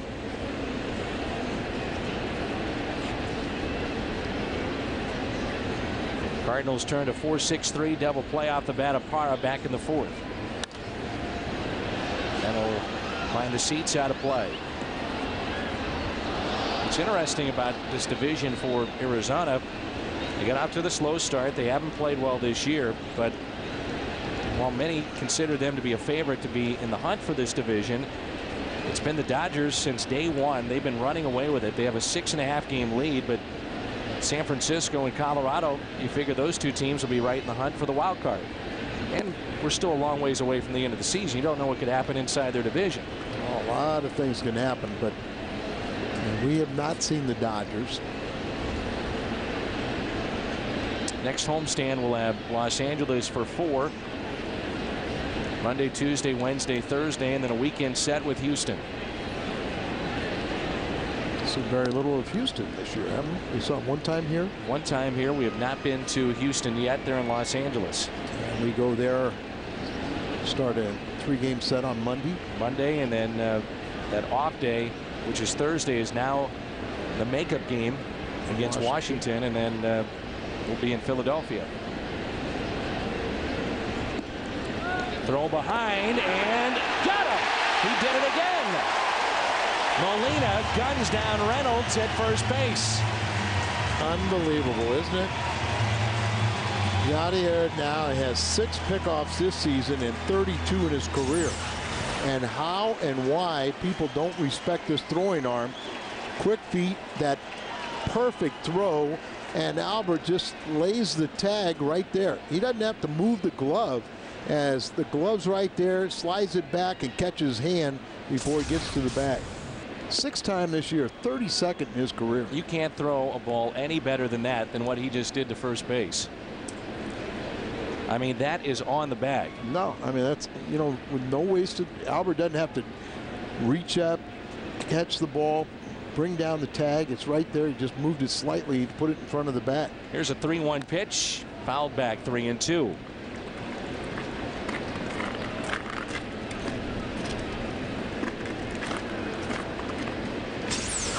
So another look, and the tag.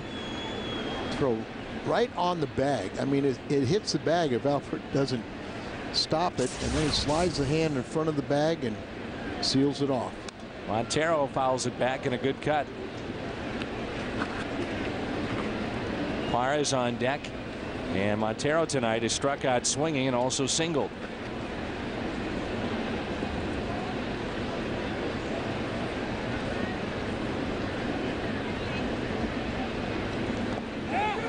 And he went. Molina chases it down to first. Good play again by Yadi. Strikeout number 7 tonight for Carpenter. 2-3 on the putout. Strikeout number 7. Breaking ball, it gets right here and pops up, crowds it, reaches between his legs, standing flat-footed, guns it down there. Watch this throw.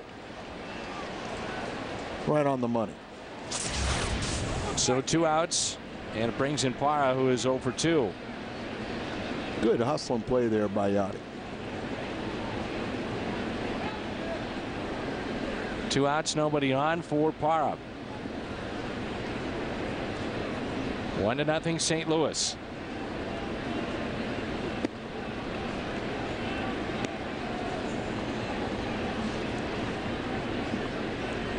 This guy's got some speed and already a ton of triples.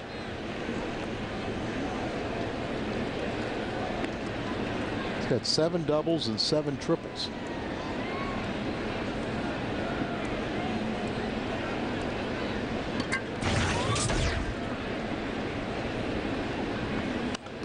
And that's popped up and out of play.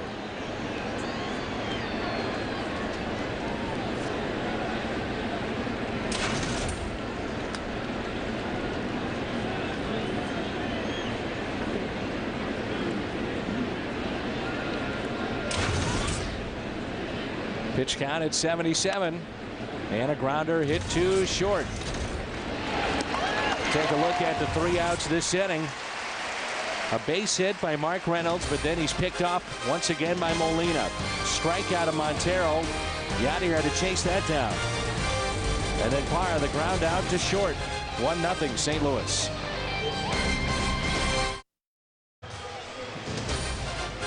Albert Pujols is due up first for the Cardinals. That sweet swing has put the Cardinals on top.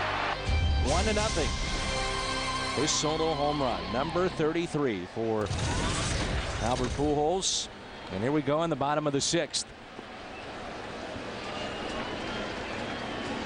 The Cubs win their ball game over Washington 3-1. Cincinnati in the bottom of the 8th leading Milwaukee 4-0. Later tonight, Houston and Los Angeles. 1-0 pitch.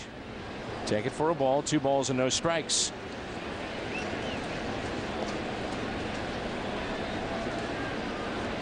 (2-0) on Albert Pujols. 33 home runs and 88 driven in this year. Here's a 2-0 pitch.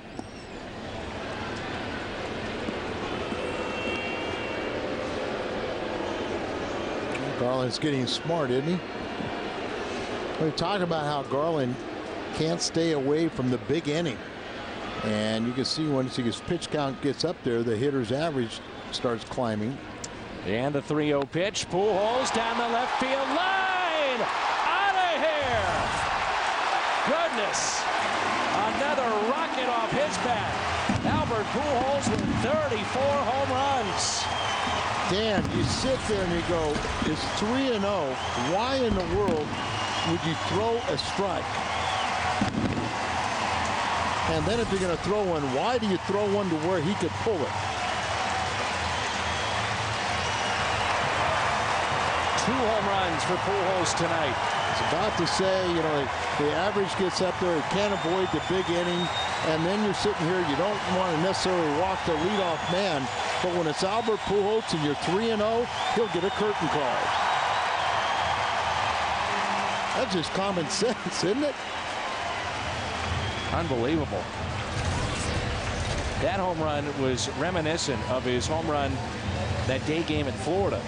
You know, when it just got out, snap of a finger. I mean, that is hard to hit ball. Comes inside. Of course, you're 3-0, so you have a tendency, you miss a little bit, middle half in, and that ball just exploded off his bat, off the wall at the big Mac land.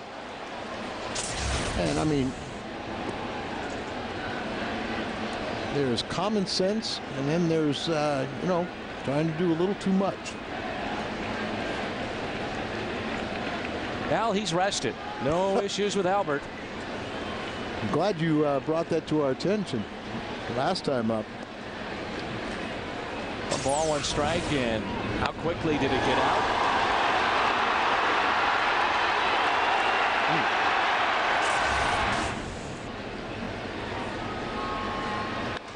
Ludwig, right center field. Young is back, and the catch will be made by the right fielder, Upton.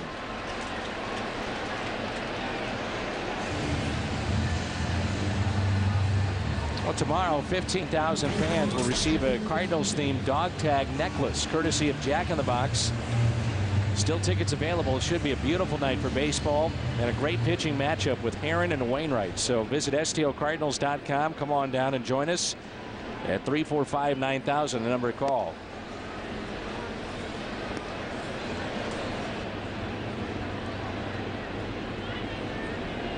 Another multi-homer game for Albert Pujols. Most solo shots. Opposite field home run, first time up into right center. And now a 2-run lead for Carpenter after that latest vicious bomb from Albert Pujols. And in Carpenter's mind, you know, you start thinking about where you're at in the game, and he's got the bottom of the order coming up, 7, 8, and 9. So you wonder if this will be it for Garland, as he is closing in on 100 pitches.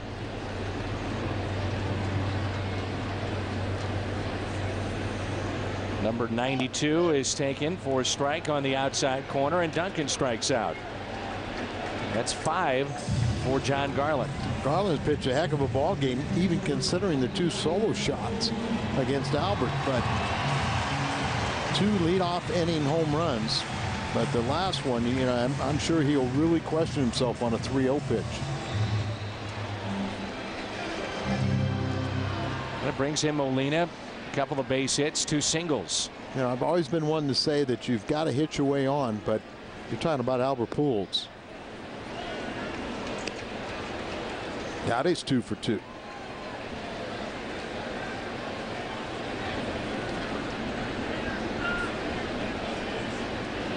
One-0 pitch to Molina. 2 balls and no strikes with 2 outs, nobody on. Cardinals leading 2-0.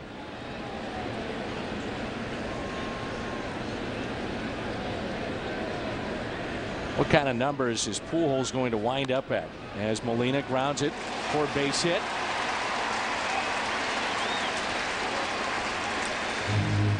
And he's 3 for 3. He's over 285 now, so about 286, 287. And the All-Stars have come through tonight. Pujols, pair of solo home runs. Yadier Molina's 3 for 3, and here's Joe Thurston, who's now 1 for 2 on the night. I like that theme. The All-Stars have come through, and Ryan Franklin would be part of that mix. 25 and 5 all time in Pujols multi-homer games. So, I mean, think about that. That's 30 times he's done this in his career. Now 31. 31 because tonight. They haven't this game's not a final. Right. 2 outs, runner at first, no balls and a strike. Mentioned before that Garland is due up third, so you would figure that this very well could be that he'd be through for the night if he can get Thurston here. No activity for the Diamondbacks in their bullpen, done for St. Louis. Really wouldn't get anybody up until their half of the inning, and because of a nice cool evening, even with that pitch count approaching 100, there is the possibility with their bullpen problems that they could, if there were 2 outs and nobody on base, let him hit for himself. And an 0-2 pitch taken low and away. But I would guess along with you that by today's standards, they probably would, his night would be through.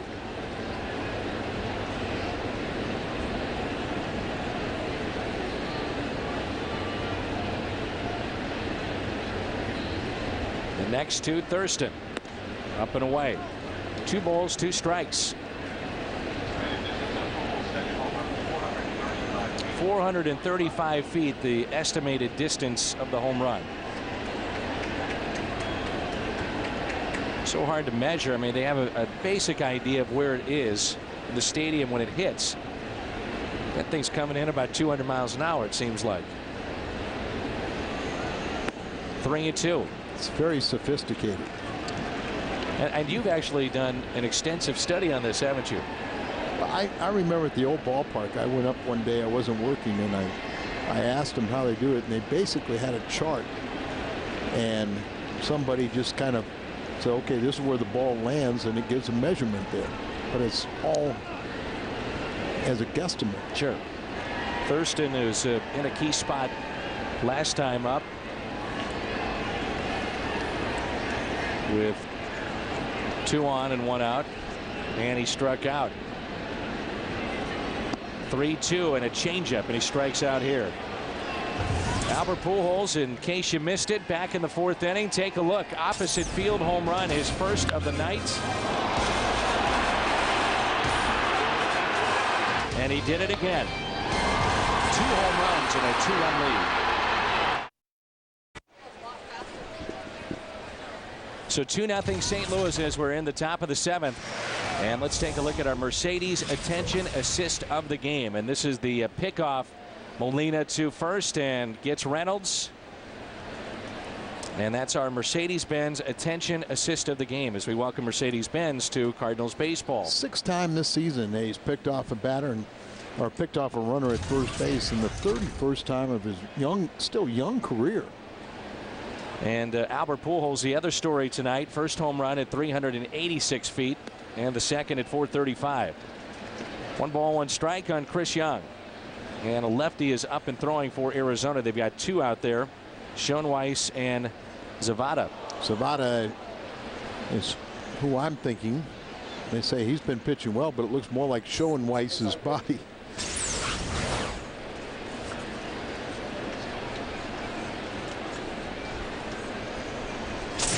It's Schoenweiss. There's the veteran lefty. So here is Josh Whitesill, and you see Chris Carpenter, the opponent average and home runs allowed tonight, just 81 pitches. Cardinals have turned a double play tonight, 4-6-3, and that was Parra. Back in the 4th inning, can he do it again? Whitesill was the D-backs minor league player of the year last season. Alex Romero is now at the on deck circle. He hits from the left side. He'll be a pinch hitter for Garland. Carpenter has struck out 7. Breaking ball and a strike. With that late break on those pitches, nasty. His mechanics and everything looks just like, you know, all of his pitches looks like the same thing, but with that slow, tantalizing breaking ball to get ahead. You know, hitters geared up for something much harder, and they just give up on it. And a swing and a miss, 0-2. And there's the indication, like I said, right now, Whitesill is just swinging at everything. And with a guy like Carpenter, I mean, it's not a good combination. Has put the ball in place twice tonight, but we'll see the 3rd time.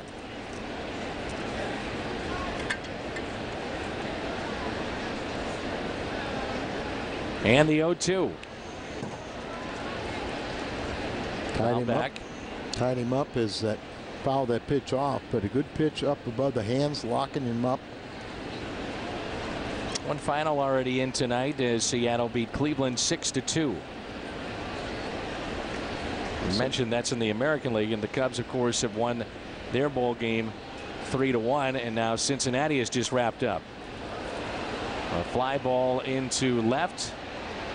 Duncan makes the catch. Young backtracking to first. Cardinal fans, when it comes to tickets, you deserve Major League service, so go online to StubHub, the official fan-to-fan ticket marketplace of the St. Louis Cardinals and the only site with Fan Protect guarantee. So that's it for Garland. His night is through, and here's Romero.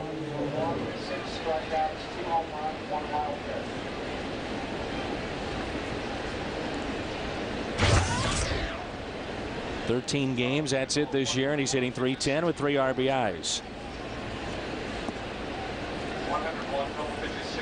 Garland threw just over 100 pitches at 101.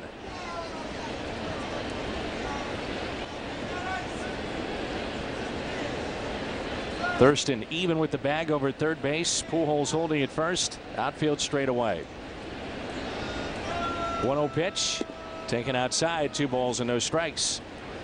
Romero has made his major league debut last season and appeared in 78 games for the D-backs. He was called up from Reno on June 26 when Eric Burns was put on the disabled list. Looks like another speed guy, as looks like he probably slap hitter. 2-1. Like the way he reacts after the ball goes by him. He's done that on every pitch. Yes, I know.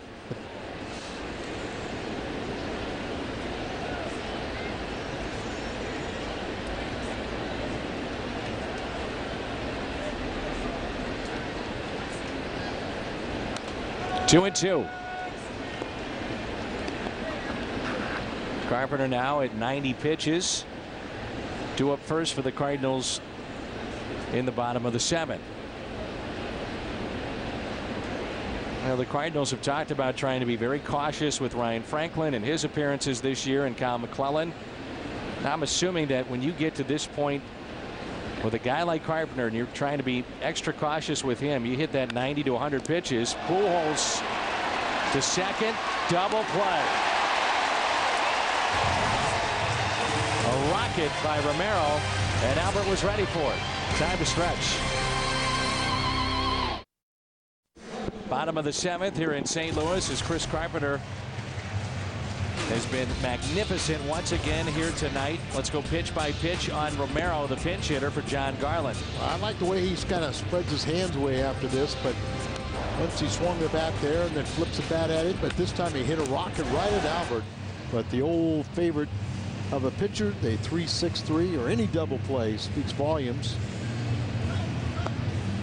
And now it's our Chevy called to the bullpen. And a lefty is in. They've got 2 out there in their bullpen. This is Schoenweiss, the veteran, appearing for the 33rd time, 1-1 record, 5 holds, ERA over 5. Only 15 innings pitched, and not exactly the strikeout walk ratio you want.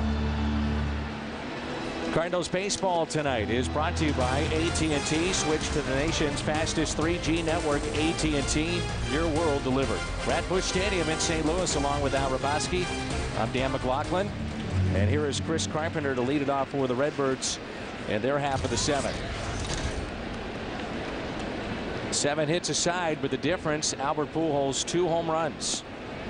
Which we get reminded about how ball players have the same problems as other people in society, and Schoenweiss, one of those tragic stories this year, is on the road and his wife, was found dead in the house.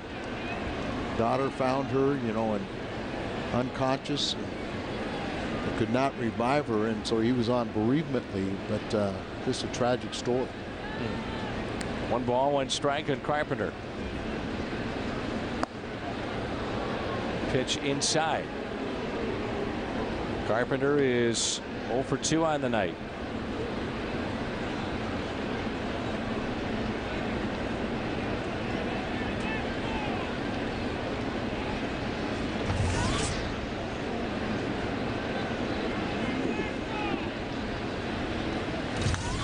And pops this one up behind home plate and out of play.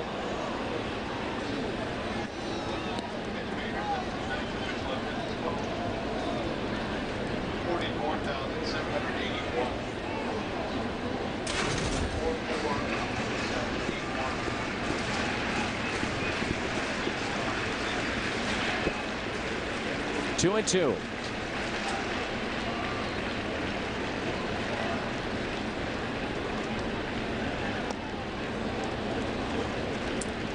And a swing and a miss, so a strikeout of Carpenter.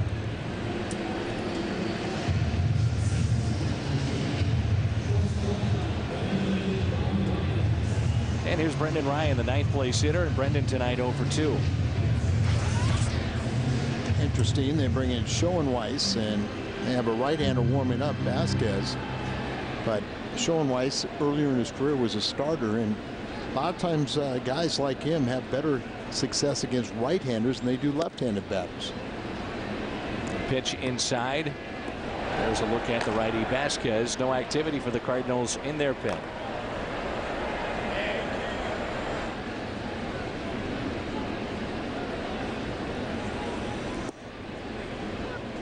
A low strike, 1 ball, 1 strike.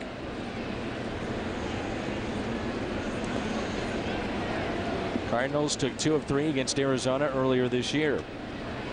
Cardinals really dominated against them in their brief history.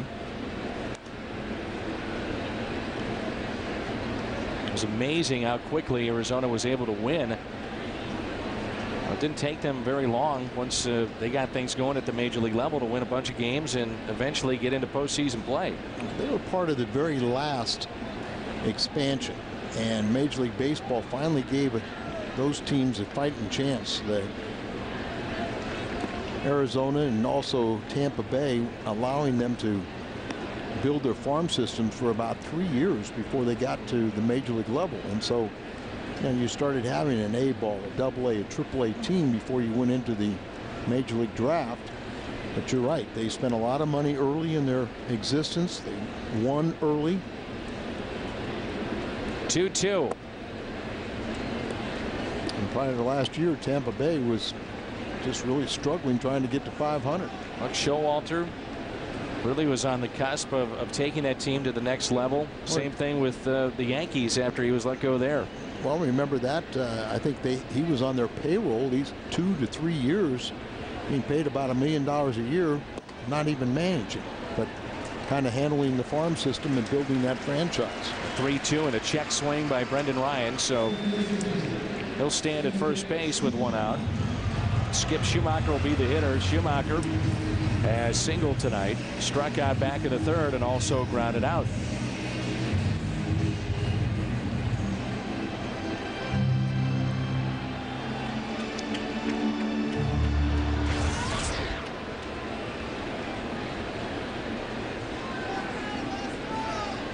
Third baseman in a couple of steps over there. Check on Ryan, who's always dancing, it seems like, when he's on the base paths.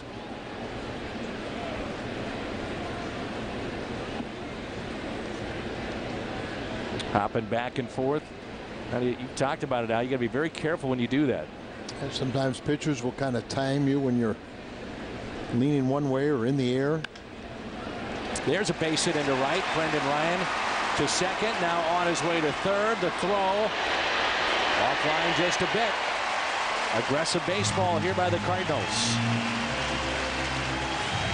Well, Upton has a very strong throwing arm. He's your 5-tool classic player, and very lucky here as he fires to 3rd base, a little offline, and with Brendan Ryan sliding in, screening Reynolds. It was a nice pickup by the Arizona 3rd baseman, really not seeing the ball, but that's that aggressive base running. Even with guys with good throwing arms, you can take advantage of them. Colby Rasmus now a chance to do some damage. Schoenweiss, the lefty facing Rasmus, and then you've got Pujols on deck. Wouldn't dare pitch to Albert, would you? Make it a 3 home run night. Well, if you walk Kobe here, you might have to. Yeah. But Schoenweiss could pass the baton and say good luck.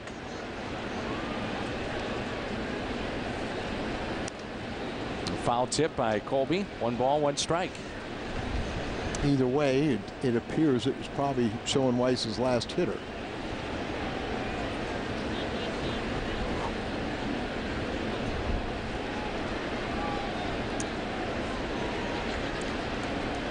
The Cardinals, if they can hold on, would move to 3 games in front of Milwaukee.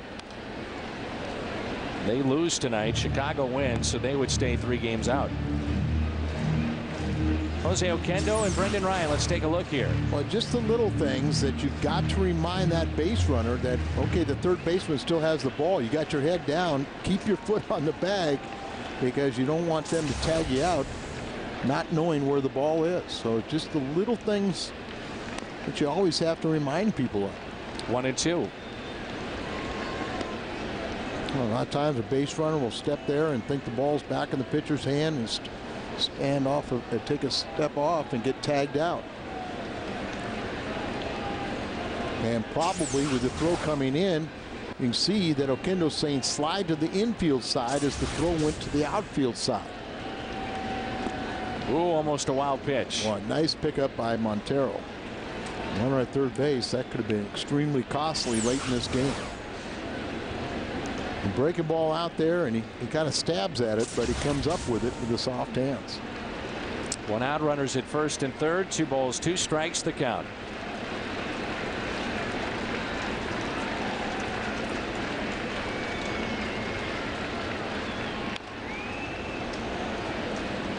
We'll do it again.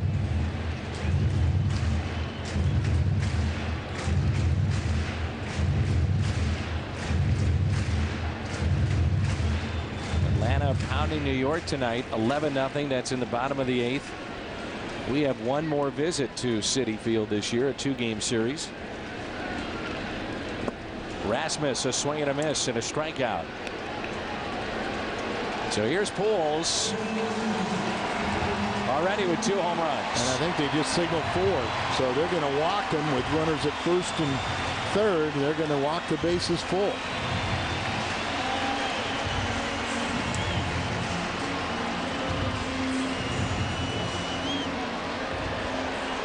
So another walk to Albert, and here come the boos. That'll be his 33rd intentional pass this season.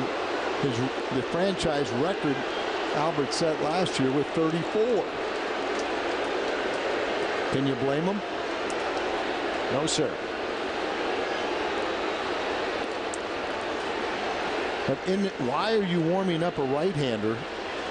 You know, and who's to say he's not going to go get, you know, Schoenweiss with Ludwig on deck.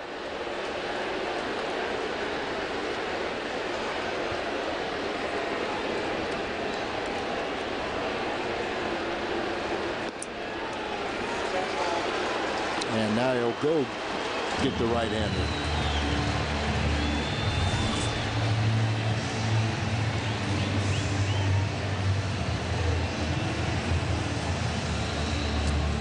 So bases loaded for Ryan Ludwig, who has a grand slam already this year.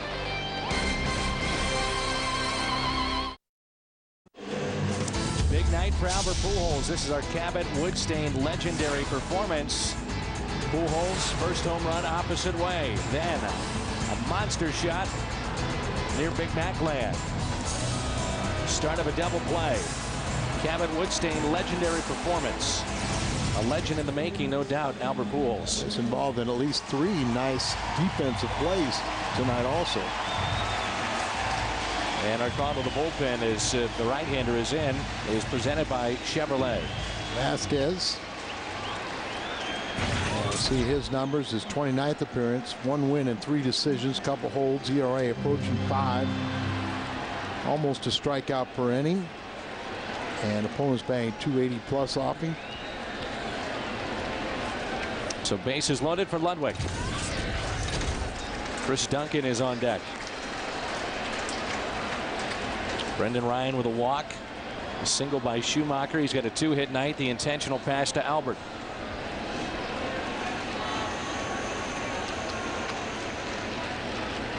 One-0 to Ludwig. Good pitch.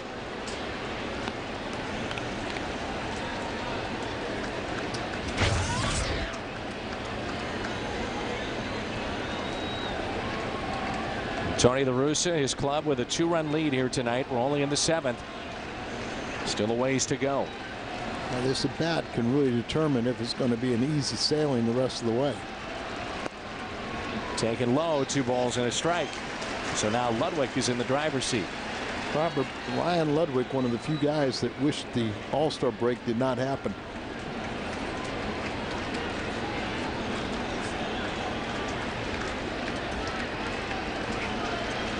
The 2-1 pitch to Ludwig.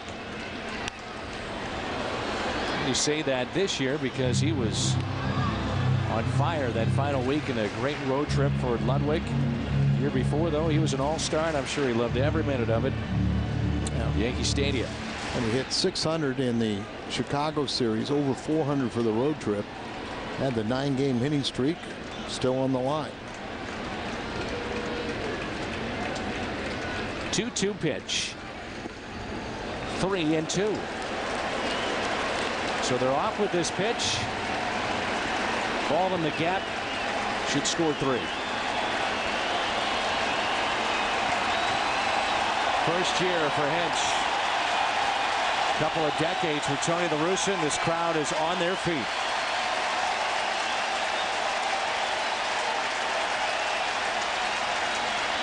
There they go, the 3-2. Ludwig, base hit in the right. 2 runs will score. Pujols ends up at third base, and Ludwig continues with his hot pace. It's 4-0 St. Louis. That's it, Dan. Just that, a critical mistake for a pitcher, running the count full with 2 outs and the bases loaded where everybody can run. So Hardy's prime cut of the game as Ludwig kind of breaks it open. A little slider, didn't go break it all, sat right there. And Ryan has to go back and touch home plate just ahead of Schumacher. Albert ends up at third, and the Cardinals have the 4-0 lead, and Duncan has a chance to add to it.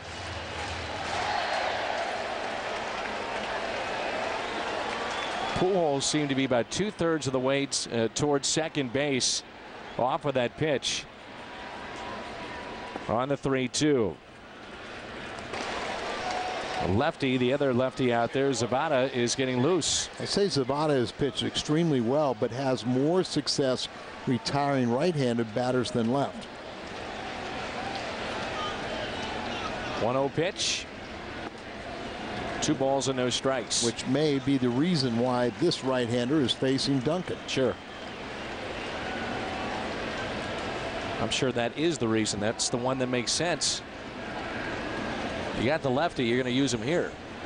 Unless he struggles against lefties.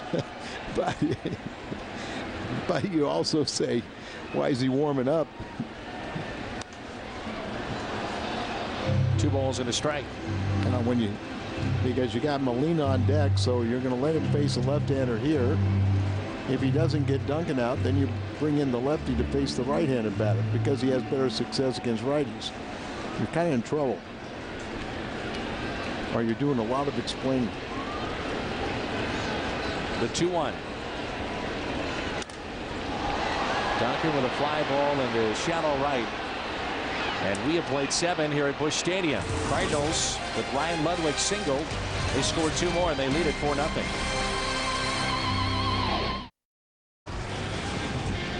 Turn to tonight's Infinity Game Recap. It's a hungo night here on Fox Sports Midwest. 4-0. The Cardinals lead the Diamondbacks. Chris Carpenter has been sharp this evening. He'll pitch into this 8th inning. And Carpenter has struck out 7. Offensively, the story, Albert Pujols with a couple of home runs. Now with 33. That was 33 and 34 right there. And Ryan Ludwig with 2 more RBIs. Ludwig's starting to creep up there as he has 58 RBIs. All along his home runs and RBIs weren't that bad. It was just a low batting average. But now with a 10-game hitting streak, batting over 400. This is the top of the lineup that Carpenter will face. Lopez, Drew, and Upton. Ricky Ankiel takes over in left field. Amazing. The minute Ankiel went out there, the fireworks started going off. 1-1 pitch. Breaking ball taken low. Lopez has been on base all 3 times. He's been to the plate. Couple of singles and a walk in the 5th.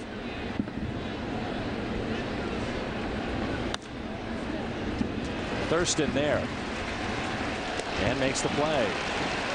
This copyrighted telecast is presented by the authority of the St. Louis Cardinals and may not be reproduced or retransmitted in any form. The accounts and descriptions of this game may not be disseminated without the express written consent of the St. Louis Cardinals. Gorgeous night for baseball. Fireworks going off here at Busch Stadium.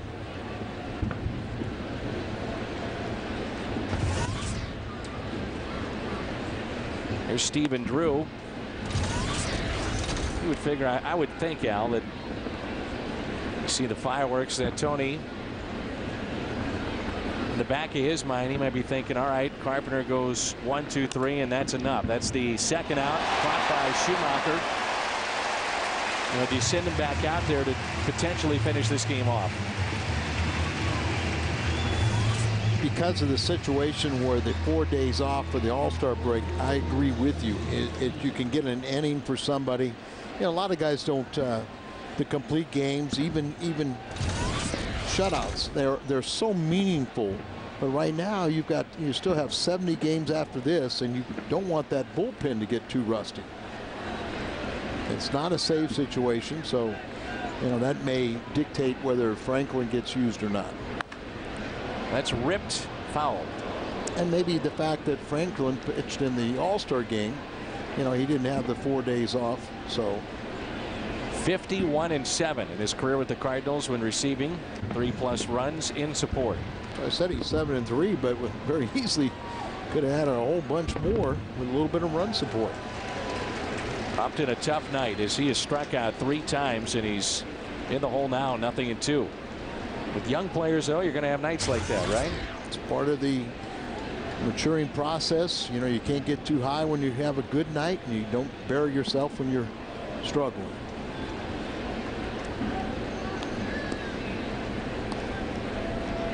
What we talked about with Upton, though, is pitchers have had their way with him recently. He's 3 of the last 4 games, he's had 3 strikeouts or more. 1-2 pitch.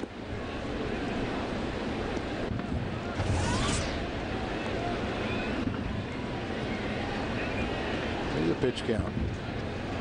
It's pretty much a model of consistency. Just missed on the breaking ball, a little bit low. As he lay off it, and then you're at the mercy of an umpire calling it. And it looked like it could have gone either way.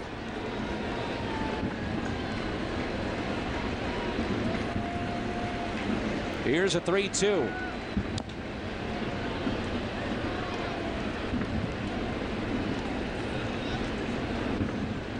Carpenter, he's going to make him hit his way on. He's only walked 1. That was the 14th walk.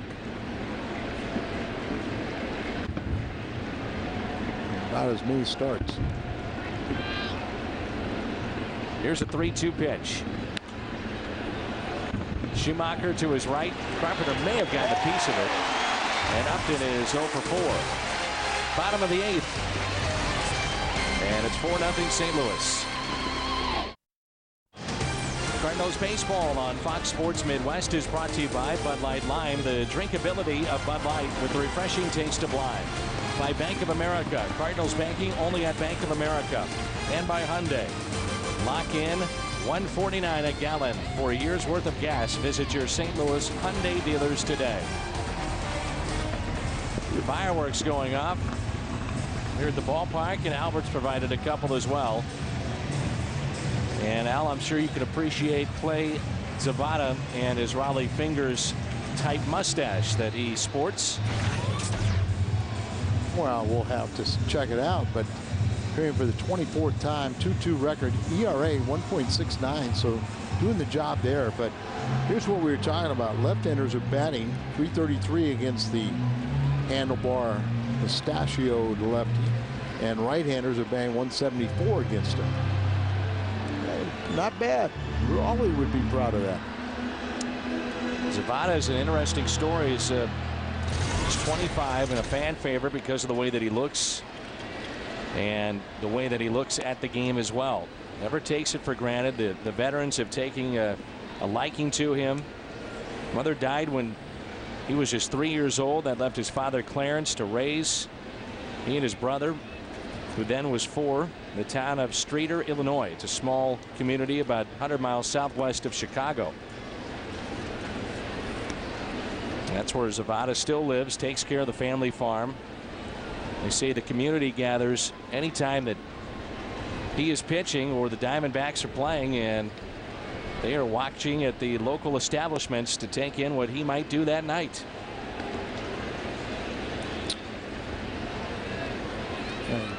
Played at Illinois Valley Community College and then transferred to Southern Illinois University at Edwardsville. So right. very familiar with Busch Stadium, you would think, and has an excellent changeup.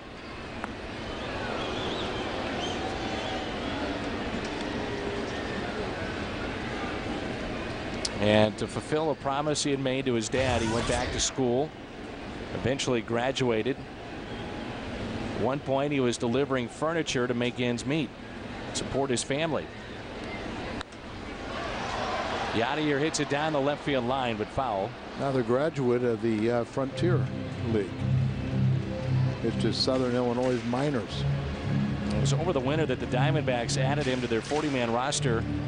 They needed a reliever in May. They called him up from Double-A Mobile, Alabama. And since then, he's been very, very good. So good story. Good to see that he's made it here in the big leagues.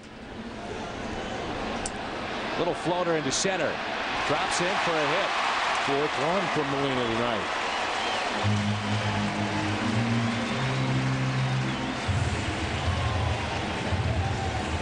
Schedule update for the Cardinal fans out there. Monday, July 27th against the Dodgers at 6:10 start. A 6:10 start Monday, July 27th, and Saturday, August 1st against Houston. That start time at 6:15. Both those games on Fox Sports Midwest. So again, the Dodger game, that's the most recent one coming up now, is at 6:10. So we moved that up to 6:10 on the 27th when we return from Philly. Thurston, little bunt here, and Molina advances to second base. So a sack, 2-3 on the play. Stavanoa is going to pinch hit. So that'll end the night for Chris Carpenter.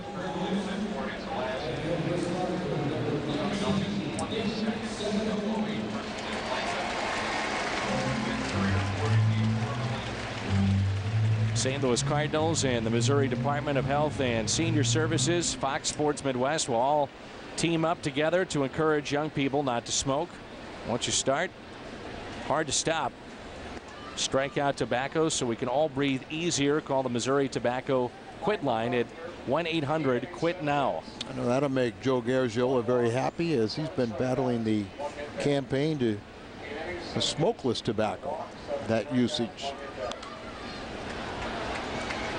And the night is through for Carpenter. Very good. 8 shutout innings, doesn't get much better. He did a lot, scatter 7 hits. And there you see Jason Mott. Runner at second base is Molina. The 1-1 pitch to Stavanoa.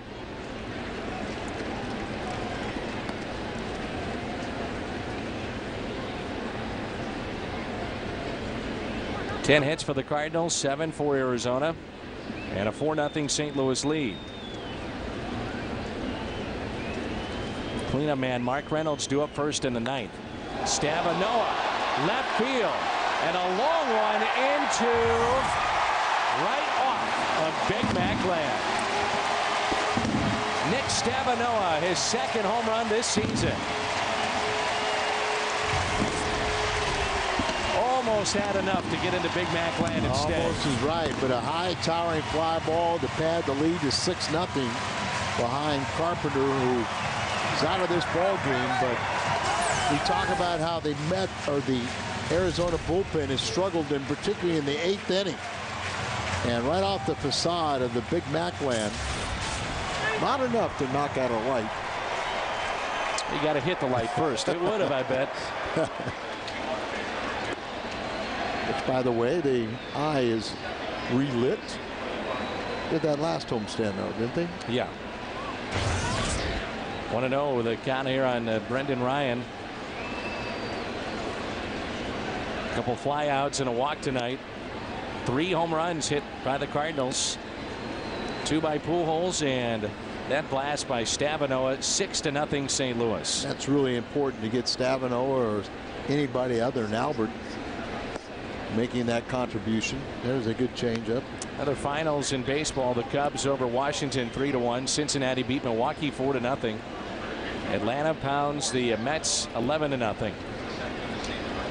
Pittsburgh tied up 1-1 in the bottom of the 11th with San Francisco.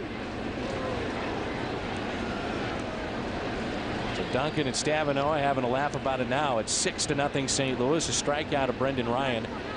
And Skip Schumacher will try to make it a 3-hit night.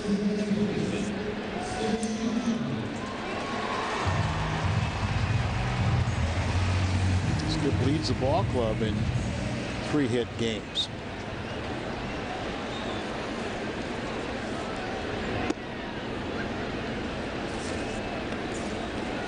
Singled in the first, struck out looking in the third, grounded out in the fifth, and a single in the seventh.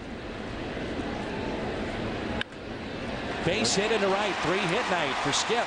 His 11th 3-hit game of the season. Bat about 340 since about almost 5 weeks from now. As he got that ball up, not far enough inside, he turns on it, clears the hips, and pulls it through the right side of the diamond. Right-hander throwing in the pen for Arizona. Mott has been throwing for St. Louis. Stoudemire Jr.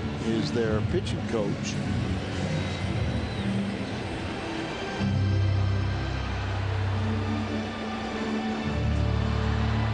He's enjoyed watching Todd Stoudemire compete when he was in St. Louis. Competitor. That's, you know, when you say compete, or that's a proper word for Stoudemire. Rasmus, can they get him? No. What does that mean? Pujols comes up.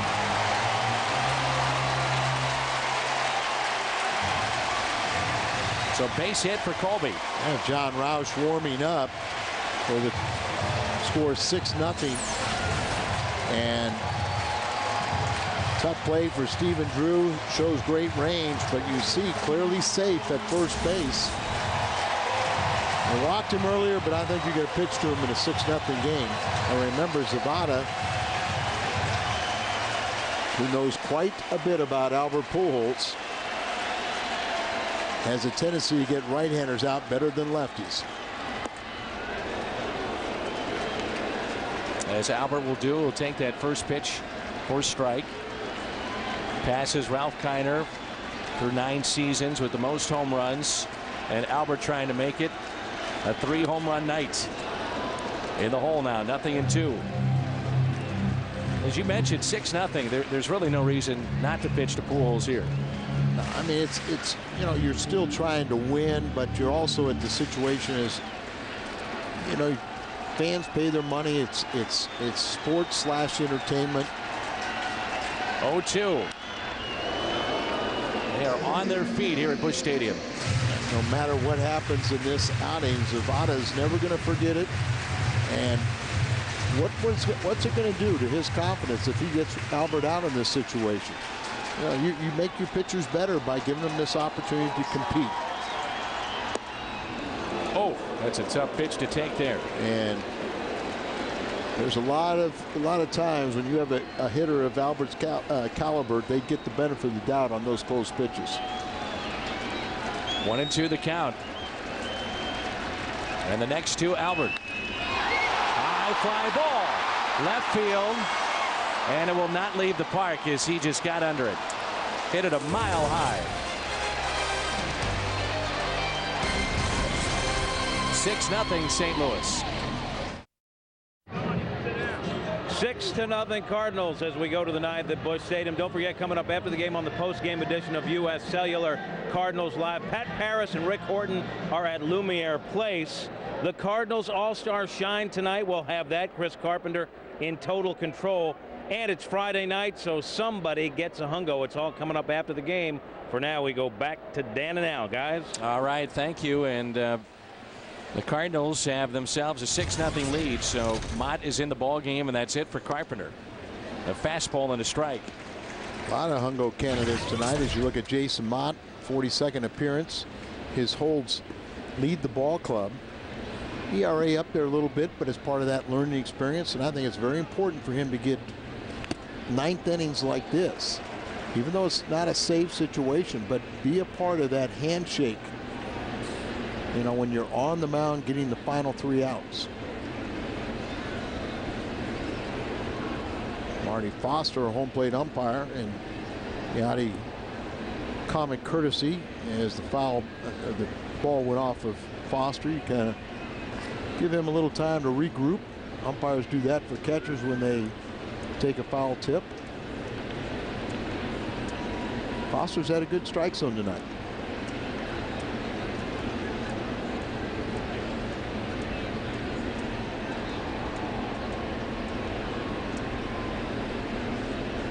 Sure, was that a foul tip or he just missed it?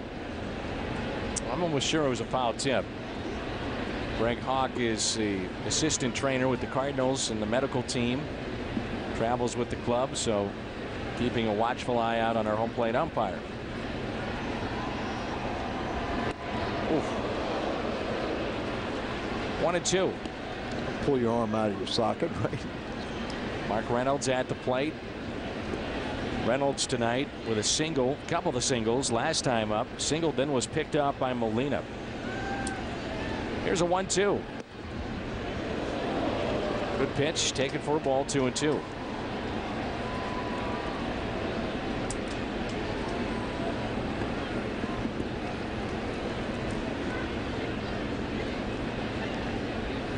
And a strikeout.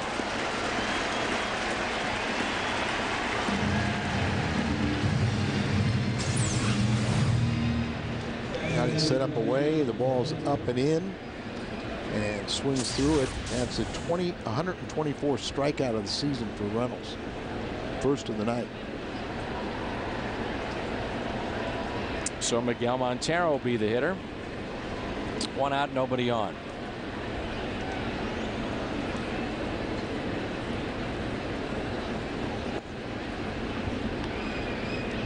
Cardinals with a solo home run by Pujols in the 4th. Solo home run by Albert in the 6th. And Nick Stavinoa picked up a 2-run homer as well. Bases loaded single by Ludwig. That scored 2. Deep fly ball. Left field. And gone into the bullpen. So a home run. Montero picks up his 6th home run on a 1-0 pitch. And the Diamondbacks get on the board.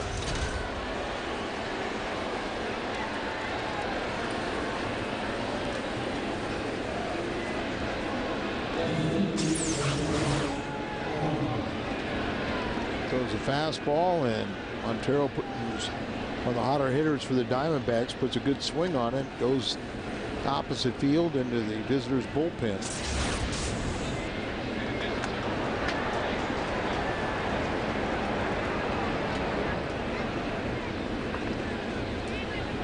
Trevor Miller is getting up in the Cardinal bullpen.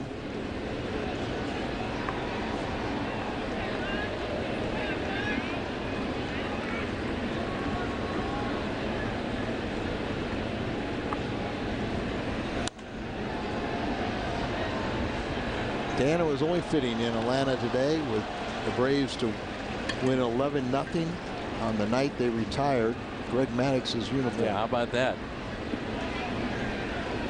A shutout for the Braves.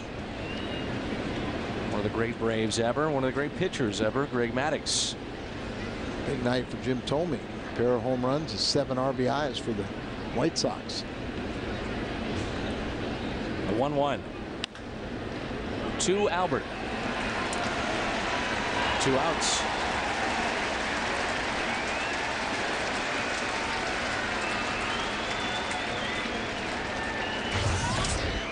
Chris Carpenter is our Budweiser player of the game. He could have gone with Ludwig, who were certainly Albert Pujols, Yadi Molina, but we'll give it to Carpenter tonight. 8 innings, 7 hits, walked 1, and 7 strikeouts. Albert, big night. Schumacher with 3 hits. Ludwig had the big 2-run single. Yadi 4 for 4. Another pickoff at first. Stolen base.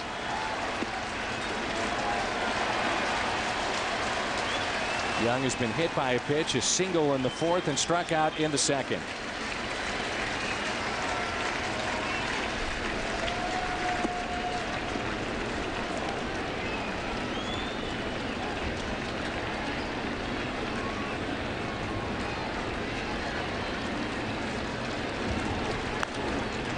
Popped up.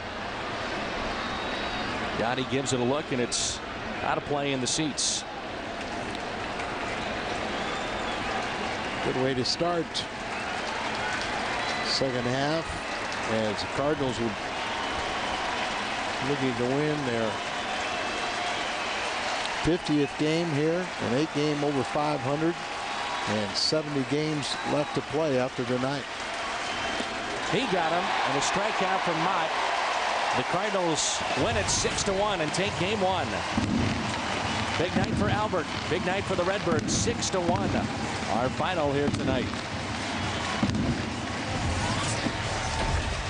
Ludwig, a pair of RBIs, the 2 home runs for Albert Pujols in the post-game show.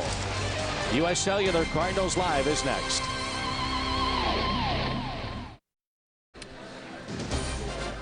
The game is over with the Cardinals' impressive victory over the Arizona Diamondbacks. Rick Horton will join me shortly live here at Lumiere Place as we bring you U.S. Cellular Cardinals Live. Here's what you can expect on this post-game edition. The All-Star break has come and gone from the city of St. Louis, and the second half is underway with the Cards starting that second half off on the right foot. Plus, Chris Carpenter on the hill. The ace is able to win his 3rd straight start. And we'll take you back to Busch Stadium for Cardinal player reaction and Tony La Russa's post-game news conference. Plus, it's Friday night, and that means we're handing out a hungo. Happy birthday to musician Spencer Davis.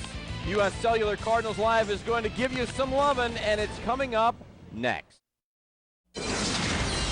Welcome to U.S. Cellular Cardinals Live. And a 3-0 pitch. Pujols down the left field line. Out of here. Goodness. Another rocket off his bat. Albert Pujols, 34 home runs.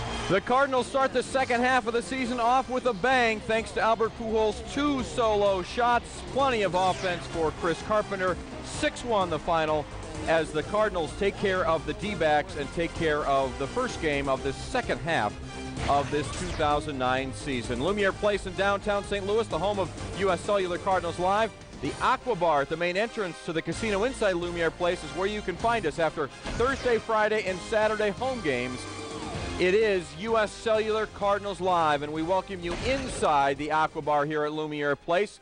I'm Pat Paris. Welcome to U.S. Cellular Cardinals Live. Rick Horton will join me shortly as we break this one down. Also coming up, we're going to head back over to Busch Stadium, hear from Cardinal players. Also, Tony La Russa's post-game thoughts. And we're going to break down Chris Carpenter's impressive outing tonight as well. And it is Friday night, which means Al Raboski will be handing out the Hungo Award. But first, we want to remind you that you can text us, and we can get some of your questions and comments about tonight's game and the Cardinals. If you've got a question or comment, it's U.S. Cellular text time, 432-432. That's the number. Remember to include your first name, where you're texting from in your message. Standard text messaging rates do apply. Rick and I will be back with those coming up a little later on in tonight's program. We're going to head back over to Busch Stadium right now. Jim Hayes, just a few moments ago, catching up with the two-home run hero, I should say, Albert Pujols. He's our Mid-America Chevrolet Dealers Player of the Game. Jim? A 2-home run night for Albert Pujols, 31st multi-home run game of his career. Albert, to kick off the post-All-Star break for the team in this kind of fashion, how good is that for you guys? Well, I think it's pretty good as a team. I mean, obviously, the last thing you want to do is come out after 3 days off, 4 days off to come up here and ragging. We came up here, we know we got our ace on the mound. We had a pretty good chance to win, and Garland is a great pitcher. I mean, he was keeping us off balance, and obviously he only made a couple of mistakes, and I took advantage. But it's great, to pick it out right away where we left it on Sunday with the win tonight. But we need to continue to come back tomorrow here and hopefully try to win the series. Albert, I know you embraced your role in the All-Star game. You were so available. Every city we went to leading up to it with the home run derby and the game itself, being the face of the game. How much did it take out of you, if anything? I know it was an honor, but did it take something out of you? Not really. I mean, it's obviously something that you need to be honored, and obviously I was blessed. I thank God for giving me the opportunity, to play in the All-Star game in your city where the best fans in baseball are. And I mean, and the ovation that our fans give me on Monday, not just me, but Franklin and Jaddy on Tuesday was unbelievable. Something that as a professional you want to have in your career, and obviously I thank God for giving me the opportunity to have it this year. So it was something that I had to do. Yeah, a lot of media, yeah, a lot of things every other day, but you know what, at the end of the day, obviously it's worth it. Job well done. Thanks for the time. All right. All right, Albert Pujols, we go back to you. All right, Jim, thank you very much. Albert, certainly, well, I guess he's simply amazing. Great performance tonight, followed by the All-Star game where you thought maybe he was wearing out a little bit. Not so. He was very impressive tonight. Let's get back over to Busch Stadium. Dan McLaughlin and Al Rabowski standing by to put a wrap on this one. And, well, you had everything. You had Albert going yard twice, and you had an outstanding night by Chris Carpenter, guys. Yeah, you did, and you had the 2 RBIs by Ludwig, Stavino off the bench with a 2-run homer. And how about the night, Al, for Yadier Molina? Terrific. Well, a near perfect night for Yadi. He couldn't do much, and it was on both sides of the plate. Offensively, you know, he has an outstanding game as he gets his first hit. It hits the third base bag. Wasn't through there. He gets a second hit as he shoots one into right field. And now another one, he bounces through the left side, and he has 4 hits on the night. Defensively, he picks off another one at first base. The 6th time he's done that this season, and more than 30 times on his career. He also stole the base just to add it to it. Yeah, amazing night for Molina. Good night for the Cardinals, and we'll award that Hung Award coming up later in the show. Let's send it back over to the Aqua Bar. All right, guys, looking forward to that as well. The Hung Award coming up here on Cardinals Live. Take a look at the highlights on Chris Carpenter. With flashes of greatness early on in this one, gets Justin Upton looking at the curveball in the first. Later in that inning, Miguel Montero, the batter, Carp gets him to swing and miss curveball. No score after 1. Then Albert Pujols in the 4th goes opposite field off John Garland. 33rd this season for Albert, makes it 1-0 Cards. That's 1 more than his total in 07. Top 5 still 1-0 Carpenter facing Stephen Drew. Fooled by a curveball, goes down looking. Next up, Justin Upton.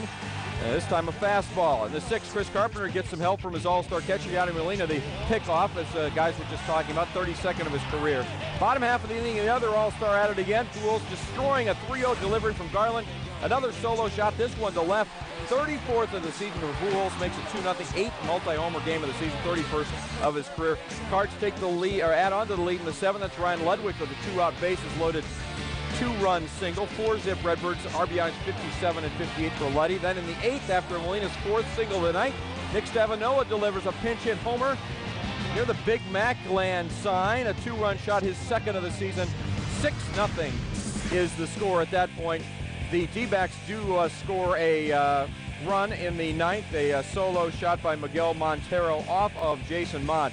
But it's Chris Carpenter, the story in the 6-1 final, as well as Albert Pujols. You heard from El Hombre as well. We'll talk more about Pujols in just a moment. For Chris Carpenter, well, it's his 3rd straight win, and he improves now to 8-3 on the season, and his ERA down now to a ridiculous 2.26.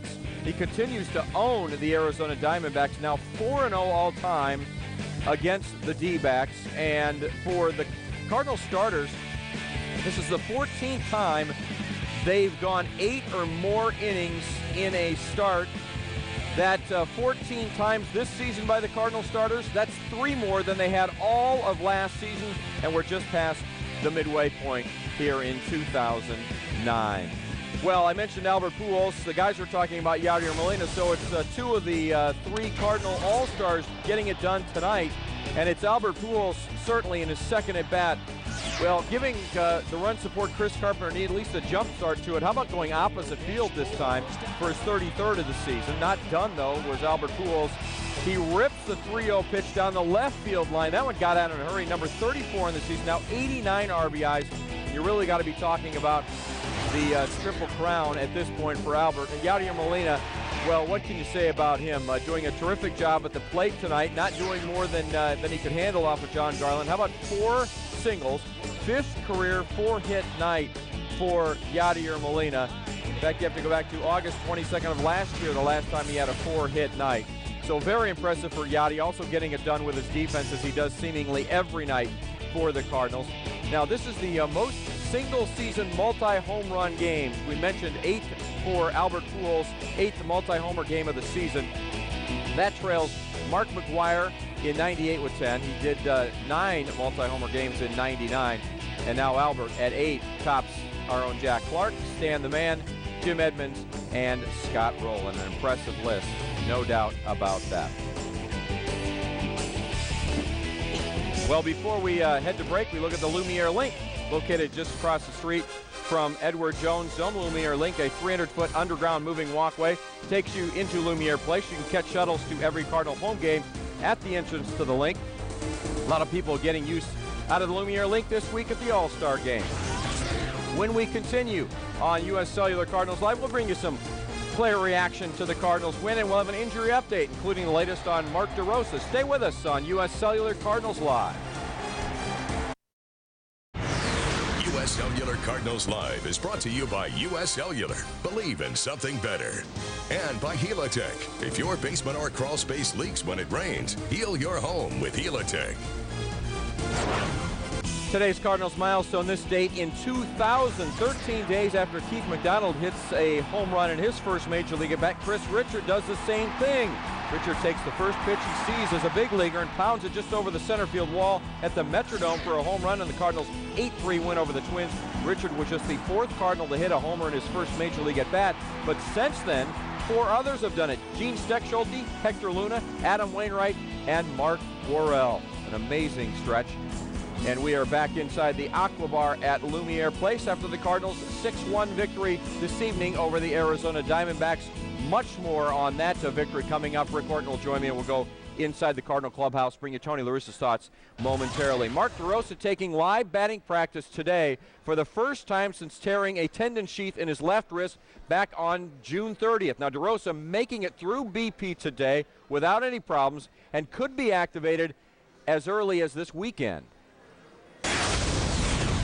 Obviously, there's rust when you sit for 2 weeks, but I don't think anything dramatic that I won't be able to overcome. I mean, it's just a matter of worrying about my wrist and having it, you know, not consume my every thought when I'm up at the plate. If I'm able to do that, I don't see any reason why I can't go out and be a help. In other Redbird news, third baseman Troy Glaus will move his rehab early next week from Class A Palm Beach to AAA Memphis. Cardinals general manager John Mozeliak telling Jim Hayes on tonight's Cardinals Live pregame show that Glaus, who hasn't played this year since undergoing off-season shoulder surgery, could be activated before the end of the month. You know, right now we're just trying to look at him as long as he can swing the bat, see him as maybe that right-handed bat off the bench, but we also will look at him in a variety of different areas to see if we can get more out of him. But spoke with him last night. He's feeling good, and he's excited about moving north. Throwing from third base remains a problem, correct? He's still feeling some pain when he throws. So last night he played first base. We'll probably have him do it again and then DH one more time. But may also take a look at him in the outfield, too, just see what he does in left.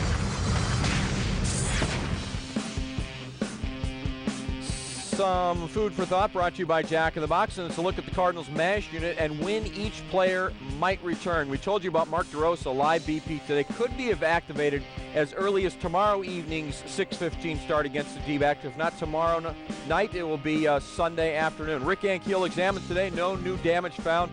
He'll remain with the team and continue to try to fight his way through the slump that he's in. Troy Glaus 2 for 4 with a couple of RBIs, a run and a strikeout in Palm Beach tonight. So Troy Glaus continues to progress, and he'll take that rehab to Memphis coming up on Monday. And we mentioned Khalil Green as well, 0 for 4 with a strikeout in Double-A Springfield tonight as he continues to come back from the anxiety disorder. When we continue on U.S. Cellular Cardinals Live, Rick Horton will join me to continue to break this one down. And you look inside the media room as we wait for the entrance of one Tony La Russa, the manager. We're waiting on Tony. That's coming up next.